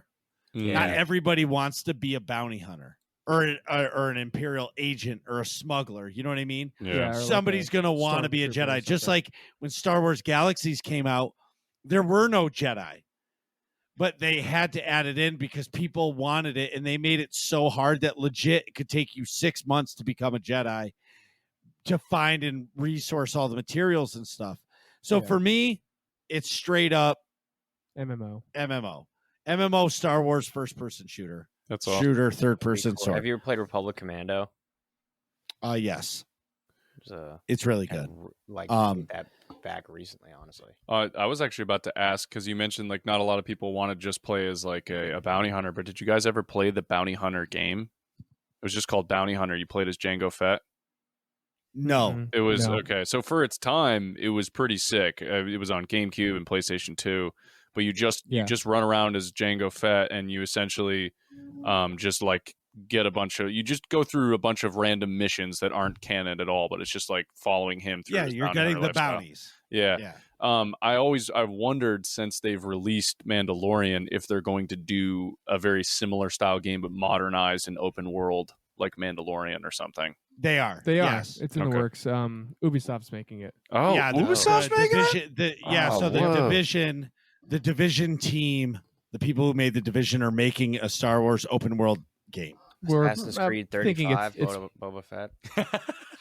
Pretty much, yeah. Or Din Djarin. Yeah. So, next question is from Roth. Thanks for the question. Is there a type of video game mission that you can remember that you love or hate? like do you feel strongly about? I guess I can definitely go first. Yeah, try going ahead. first. I'm I trying to think. Fucking Gotta hate think. escort missions. Oh, If you're playing an yeah. action, a single like an action shooting game, and you go from like guns blazing, Duke Nukem, Doom, whatever, pick your favorite, Doom style shooting everything, and all of a sudden you gotta protect this one thing. You gotta protect the little lamb or whatever while you go through the Yeah, the this is a good hellish example, chaos. actually. It's fucking terrible. Like, and I guess I should broaden this to like any mission that's like the complete opposite of what the rest of the game style is. Dude, you know what Like, if that you're just in a- reminded me if you're- of, man? In Fable 3, there is a mission. They were obsessed with this whole, like, you can touch the other NPCs now. And there was a whole Okay. fucking dumbass mission where you had to hold this blind man's hand and walk him through a dark Oh my cave god, yeah. while people are, like, trying to attack you. And it's like, I don't know what happened to their developers, but they just really missed the mark on that one. And that's Yeah. exactly what you're describing. Yeah, so Uh, like I think there's I don't remember if it was Call of Duty, but or Medal of Honor or some like shooter game from way back in the day, where like you have missions where you're going through, you're the superhero shooting everything, and then all of a sudden it's like, oh, you got to escort Sergeant Johnson that got shot. You have to go over and pick him up. oh my and, god, like, yeah. When you pick him up, I think it was actually Modern Warfare, the first one from way back when. You have to like escort Captain Price out of there or whatever, the guy that's with you. You have to like pick him up, and you can't shoot while you're carrying him. And it's And then slow you as have to put hell. him down and shoot, and then you have to pick him up again. It's fucking terrible. Yeah. Just keep Um, make the original intent of the game the Right. same, and then do creative things in that box. Yeah, But that reminds See- me of Eco, that game by the guys that did Shadows of the Colossus. okay, Where basically I that's- just downloaded that. Oh, it's fantastic. But you have to. It's basically one big escort mission. okay. Sounds Oh, like a great thank- game for you. Jeez. But Yeah, check it out, So It for was- me, I'm gonna pass. and I'm gonna say it because it drives me crazy. As much as I love an open world game, Oh, I know. what you're Quest- I know what Questing you're gonna say. in Star Wars: The Old Republic is the worst fucking thing on the planet. See, this is not what I thought you were gonna say. The I'll circle back. Go ahead. you land on this. I'll use Alderaan, and you have to go to point A to point B. Walking or driving your little cart around the planet is fucking like nails on the chalkboard for me. And it's just like, oh my fucking God. Like, I have to drive 40 miles to get to this. And yes, it's vast. The planet's beautiful. But for me, it's like, I just want to get there. You know what I mean? Yeah. So I think aimless questing drives me fucking bonkers. Yeah, I thought you were I gonna feel say like, hey, go fetch can you me go this. pick up a bundle of sticks? Yeah, that's- sure. Bring it back Yeah. to Steve. Hey, Steve, I got some bundle of sticks. I'm really sorry, Marcus. I forgot to ask you to get matches. Think you could go get those? Sure, dude. Come back. Hey, dude, this fire's out of control. Can you go get some water? We got to put it out. What the fuck? Yeah. I just back and forth 9 times. how you know have what I you mean? lived? Yeah. And, like, Right. It's like this village that already reminds exists me- So- already. Of the problem I had with aimless Mandalorian questing. episodes. Yeah, exactly. You know? yeah. Yep. Some of the Essentially middle playing ones through is just that. like Yes, exactly. it's like you need a part for your ship. Well, you got to go get these bundle of sticks for me first, and then I'll fix it for you. Right. Yeah. Oh, like, looks like you didn't what need the the fuck? part to begin with. Anyways, have fun. Yeah. Baby Yoda. yeah, exactly. Hey, actually, I'm wearing a Baby Yoda shirt right now. Look at that. Got he's a chilling in Baby my Yoda pocket. pop socket on my phone. So, what about you guys? I'll go with something positive here. I think because the question isn't the question's like gaming moments that you either really like or really hate. No, right? mission. Oh, mission. A type of video game mission that you either love or hate. Yeah. Okay, I would say a split screen collaborative boss fight. So like if you're playing, and I know split screen games aren't super common these days, but you love that- or hate? love. Okay. I really, really enjoy split screen games. I really hope they make a comeback. I really think it's a missed opportunity to not have them. Just because like some of the most fun that you can have playing video games is having a buddy over and playing something on the same screen. And even if it has that frustration of like, oh, I can't see, or like, wait a minute, where are you? Like, oh, like all that's kind of like part of it. And I think like working on that boss together and getting to the end and beating him, and you both turn to each other and go, woohoo! You know, you give a little high five. There's that to me is probably the best that gaming can get in terms of that feeling that you get of accomplishment. I feel like you get something similar with like a raid of some kind, like group content that you guys enjoy. Yeah, that's why I like Yes, MMOs when so you much. in Star Wars: The Old Republic, you could fight a boss with your raid team for 4 months, and when you win, that emotion is insanity. Yeah. It's pure, just a happy joy, like it's fucking done. But all right, what about you guys? I would say QuickTime events. I like those, you know, because Resident Evil 4, they're remaking it. It's going to be coming out on PlayStation 5. Yeah. And I mean, Resident Evil 4 for me was like when it first came out, I played that. It was a reason why I even bought a GameCube just for that. And then I quit gaming after that for like 6 months just because it was so just like everything was a QuickTime event. So I was just like so cathartic and I was just like drained of everything. I'm like, all right, I need a break. So That's cool. Is that the one that like the special edition came with like a chainsaw controller or something? I think so, yeah. I think it was like an orange crazy controller. I think it was a chainsaw. Yeah, I'm pretty sure they're remaking that in Unreal Engine 5, which if you guys don't follow Unreal on Instagram, it's a good follow because they have a lot of really cool posts and stuff. Yeah, demos. That's and cool. Just like dude, they had a picture post that you could swipe through. Some of them I was like, that's just a train station. That's not that's a that video. doesn't look that Hazel showed me that one. Yeah, you showed me that clip, Hazel. Yeah, it's it's I thought it was a video. Quite literally, I guess. I didn't know it was a game. I couldn't believe it. I said, what about you, Gator? Adam? I would say like I definitely love like dungeon raids. Like if you're playing some MMO type game, I just like the idea of like everybody has a specific skill and kind of just like working as a team, so long as people play their roles.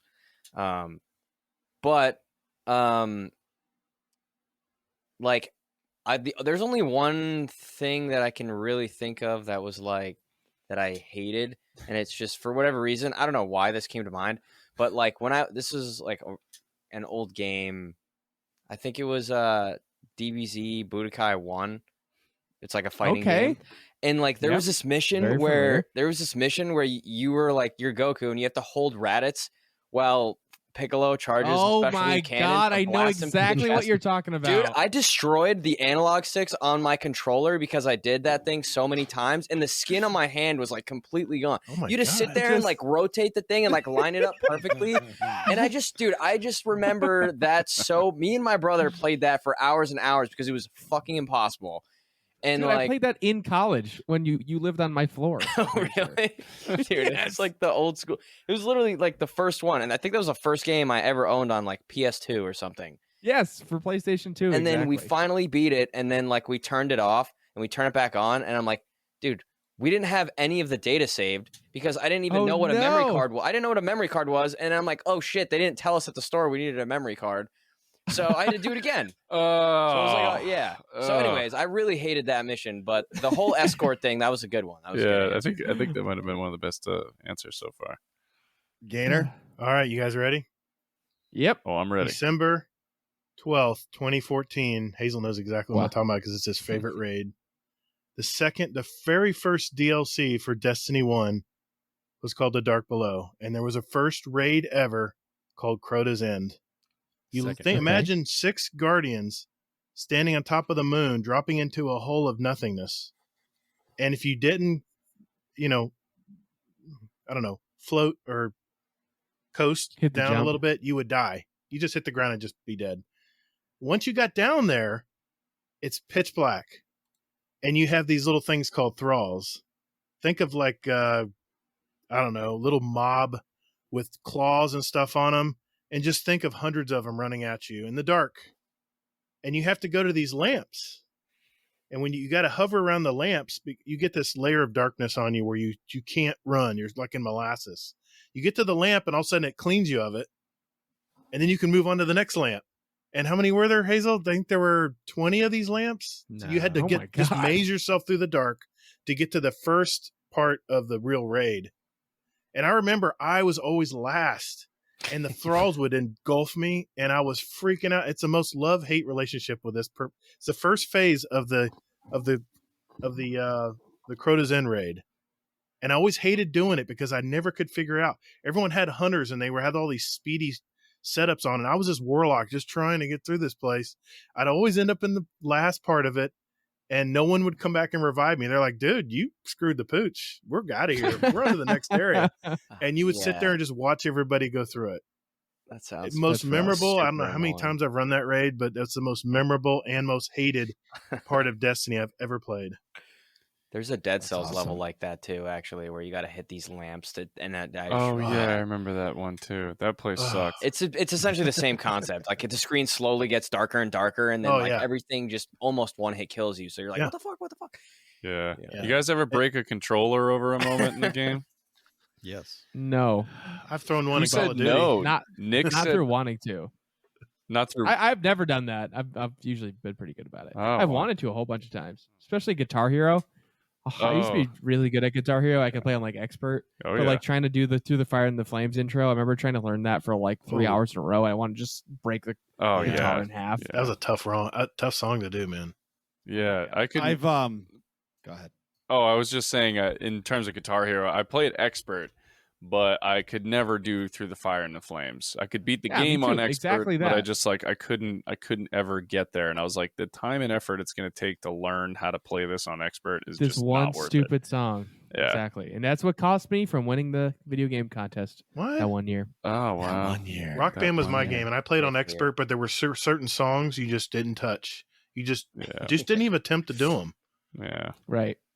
Oh, Yeah. man. Great games. I snapped a 360 controller in half. Hell yeah.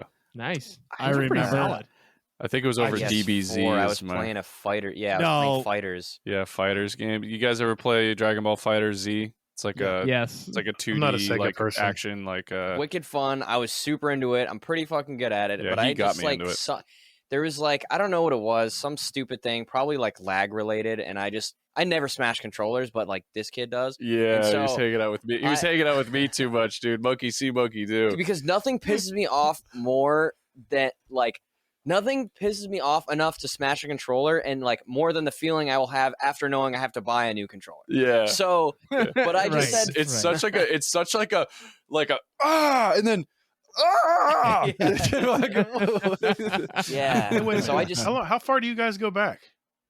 do you mean? I mean, we go back to college. Let me see. I think Okay. we became friends sophomore year of college, so that would have Okay. been back in 2014. 14. Yeah, 2014, Okay, 2015. I was just curious. Yep. Yeah. Mine was a Mass Effect 2 mission that I couldn't win.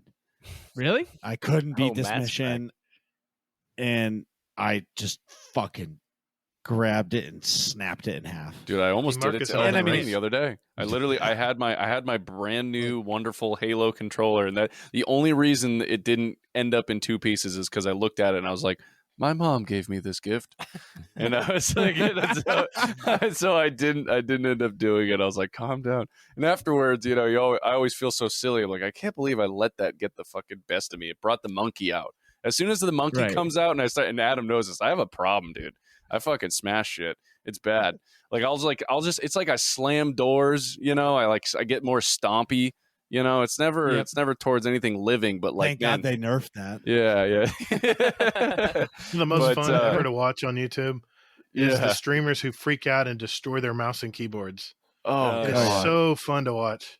Yeah, God. Just get so frustrated. Yeah, it's the monkey. When the monkey comes out, dude, you gotta learn to cap it, And as I've gotten Right. at least a little older here, I've been You need a little punching. bit Every better gamer about needs a punching bag in the corner of their room. They just Yeah, go run at exactly. it head It's a first. good A heavy point. bag. like a Nerf controller. Um, You know? Right. All right. Quinn wants to know what's our favorite music genre? That's easy. Yeah. Let me go first. Go for So it. it's a subgenre of a subgenre. So it's EDM is the first genre. Then we go house music. Specifically, my favorite music genre, if I had to pick one to listen to all the time, is tech house. Tech house, dude. That Boots is and like, cats and I boots and gotta cats. say, that's probably the most impressive like response I've ever heard about favorite music, because that's a really tough question to answer. And the It fact that you can go as specific as tech house is like, good on you, man. That's tough. Oh, yeah. 100%. I'm the same way, but I'll let all of you go first. I know what Mark's just gonna say. Let me think about if someone else has a go-to I don't answer. think I have Hazel a favorite answered for me. genre, to be honest. I feel like it's very mood based. You know what I mean? Like whatever. Well, definitely. But like, if you could pick one that like is most of the time, I mean, you'd be happy with most of the time or something. probably like hip hop. You know, Okay. probably like I mean, I more consistently listen to hip hop ish. Like All right. rap. I would say, like, for me, it like the music that resonates with me the most is melancholy, meaning the lyrics are usually sad, or the context of the song is sad, but it's in a major, or it is a happy sounding song. Coffee So house? it's like it's written like, what'd you say? You like coffee house type music, like acoustic?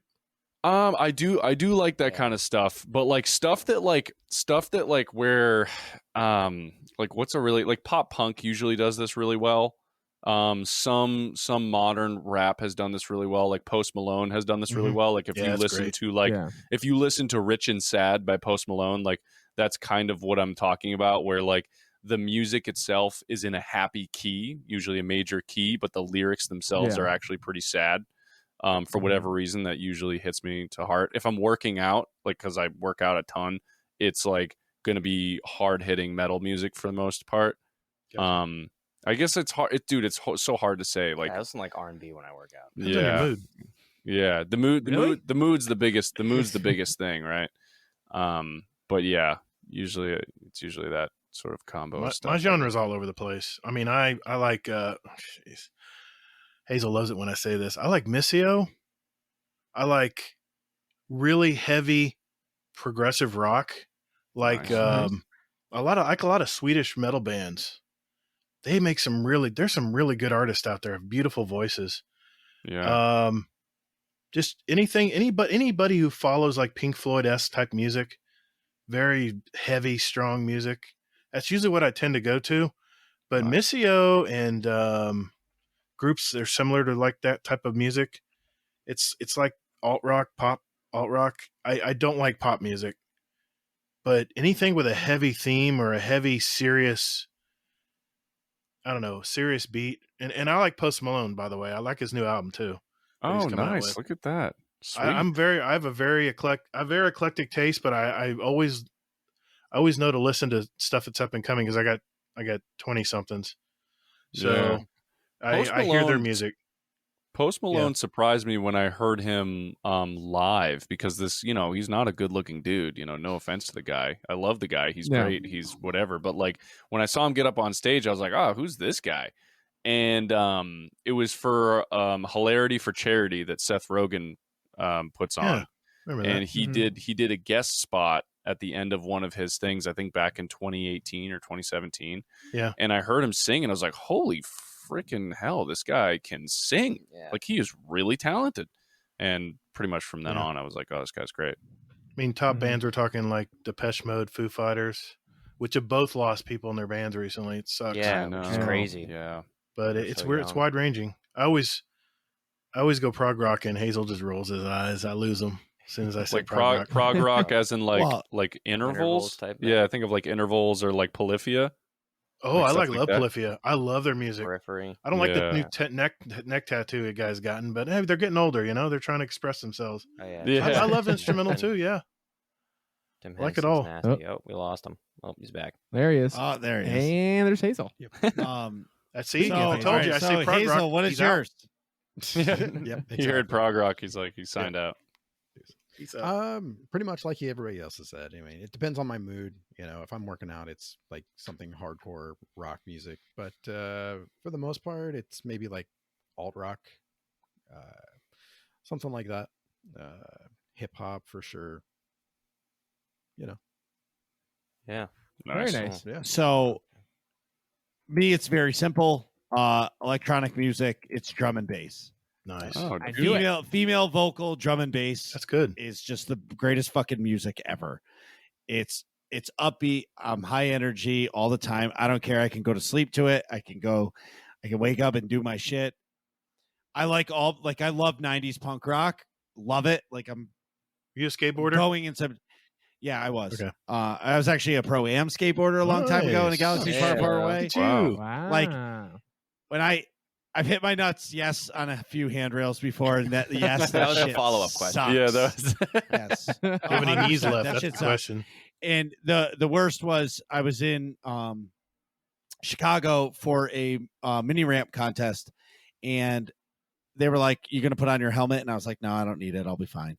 And I smashed my head so hard that after that, like I couldn't ride a skateboard anymore. It scared me. Whoa. Oh my god. But like I still have my last skateboard, and like I love the bet because I'll bet somebody. I'll be like, "I'll bet you $100." Now I'm a fat fuck, right?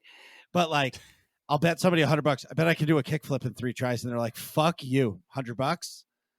And I do Whoa. it, and they're like, "How the fuck does that even happen?" It's like riding a bike, right? Dude, And I I'm would "How like did to see happen?" that. What the fuck? Remind me Yeah, never to so take that bet. Yeah, $100. yeah, $100. But anyway, so it's but yeah, female vocal drum and bass for me. Yeah. But I do love punk rock. Hell yeah. All right, I gotta ask because it's been back here this whole time. Nick pissed his pants. Oh Not yeah. quite. Oh Nick man. didn't piss. Okay, Nick Oh, didn't this piss is great. his pants. All This right. is great. So Nick- okay, so for No, you're not allowed to Let me give tell the this. No, context. you're not allowed to tell the story. So no, I'm There's just giving a stories. setup. So All I right, get yeah, set so the stage. junior year of college, Adam and I lived together in a quad, which is a fucking terrible setup in hindsight. With me, him, and 2 other dudes.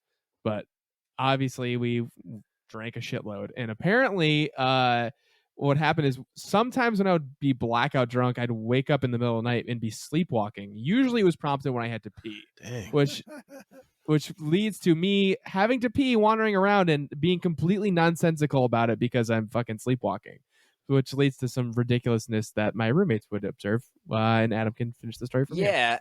Yeah, and so basically like that happened, and I was just like sleeping, and my bed was kind of like one of the sides of my bed is facing the wall, and the other is just kind of open to the room, and then like Nick's bed was across the room, and like it's like 3 It happened to o'clock in Hazel, the by the way. morning, and I'm just kind of facing the wall, just trying to sleep, and I hear like moaning, and I'm like, what the fuck's going on? And like it sounds like Nick, and he's like, and I turn around, and he's just he's got his hand on like the headboard of my bed, and he's just like looking down under my bed, and my bed's like kind of lofted, and he's just pissing all over my text, like a stack of my textbooks under my bed, and I was like, Nick. Like, he's just like looking down, like, and I'm like, Nick, dude, like, Nick, what the fuck are you doing?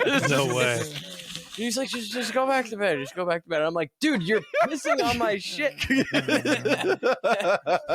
And he woke up, and also like he was like butt naked, and like, and then he woke up course. and was like freaked out and like ran to the bathroom. And Yeah. there was like a completely I had a sleepwalking. stack of textbooks under my bed, and he just pissed on it. Oh And, like, man. I think that that smell was the the rest of last the year. time. Yeah, it was just so fucking funny because I heard the sounds and I was like, what's going on? And I turn around and he's just right in my face. I'm like, oh my God. And he's like butt ass naked. And I'm like, dude. And I woke up our other roommate who was asleep, and like I woke him up. I was like, well, because Nick was like sleepwalking. He didn't know what the hell was going on. He was trying to tell me to go back to bed. I was like, dude, I'm not just gonna go back to sleep. Like Yeah, imagine you were just like, oh, okay, yeah. yeah, I know. Oh yeah, sorry. Continue. Just letting you know, Continue being. Hazel has Hazel a had to go. real bad thunderstorm. He just lost power. That's why he dropped out. Oh, okay. man, okay. That sucks. Yeah. But But yeah. I think So there was I was another like- occasion where like my default mode would be like, oh, sleepwalking, pee into any receptacle, and I peed in my like laundry You bin peed in your one time laundry. too. Yeah, you man. did. Dude, has I that saw you happened a get up couple in the middle of times? the night and pee in your laundry bin, get back into bed? I was like, okay. Jeez. Dude, so like I gotta know though, like now that you're like a full grown A real adult? and shit, like has Has this that happened? sleepwalking thing plagued you in any other way? No, because I don't usually get that fucking drunk anymore. Okay, so it's tied Frankly. to the drinking then.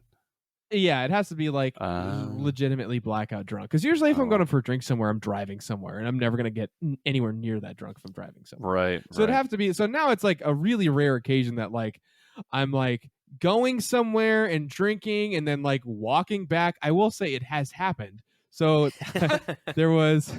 So when I lived in Ludlow recently, and Ludlow is a giant Portuguese population. They have this big Portuguese festival called Festa, or probably Festa. I don't know how you pronounce it in Portuguese, but anyways, it was literally like our backyard essentially. So it was this giant festival, almost like if you've ever been to the Big E, imagine the Big E, but a little bit smaller and all Portuguese themed. Yeah, we used to play them in soccer, dude. They were nasty because they were all Portuguese. Yeah, of course, I'm like 27, right? And supposedly exactly. I am 12. Right. Yeah, exactly. That was exactly. So they it was like a football field from my apartment in Ludlow, and my roommate was Portuguese. But anyways, so we were there drinking, blah blah blah, and one night I'm like, fuck it, I don't just went hard in the paint because I'm walking home. Who cares? Like college, you could just walk home from the bar. So and that night, I think I did pee in my trash can. Same thing. Nice, sleepwalking. Dude. Yeah. What no a funny idea what was happening. dude. What a funny pattern. Like It's weird. you just get Nick drunk and like a blackout drunk, and your brain's just like pee time. Pee time up for closest receptacle. Yeah, close. Like, Do you at least feel around to see if it's around or anything, or no? I have no idea. You just sense Dude, it. I'm he's completely He uses the force. unconsciously doing this. Yeah. I think I'm one with the Force. The Force is with There me. you go. Yeah. Just pissing into like a fucking Oh bottle. my God. yeah. That's great. So hey, as we're wrapping things up, let us know where we can find you guys. You guys want to go? Yeah, sure. On Instagram at BoneAppleTV. It's 3 words. It's just Bone, BONE, Apple, APPLE, TTEA, and then V at the end.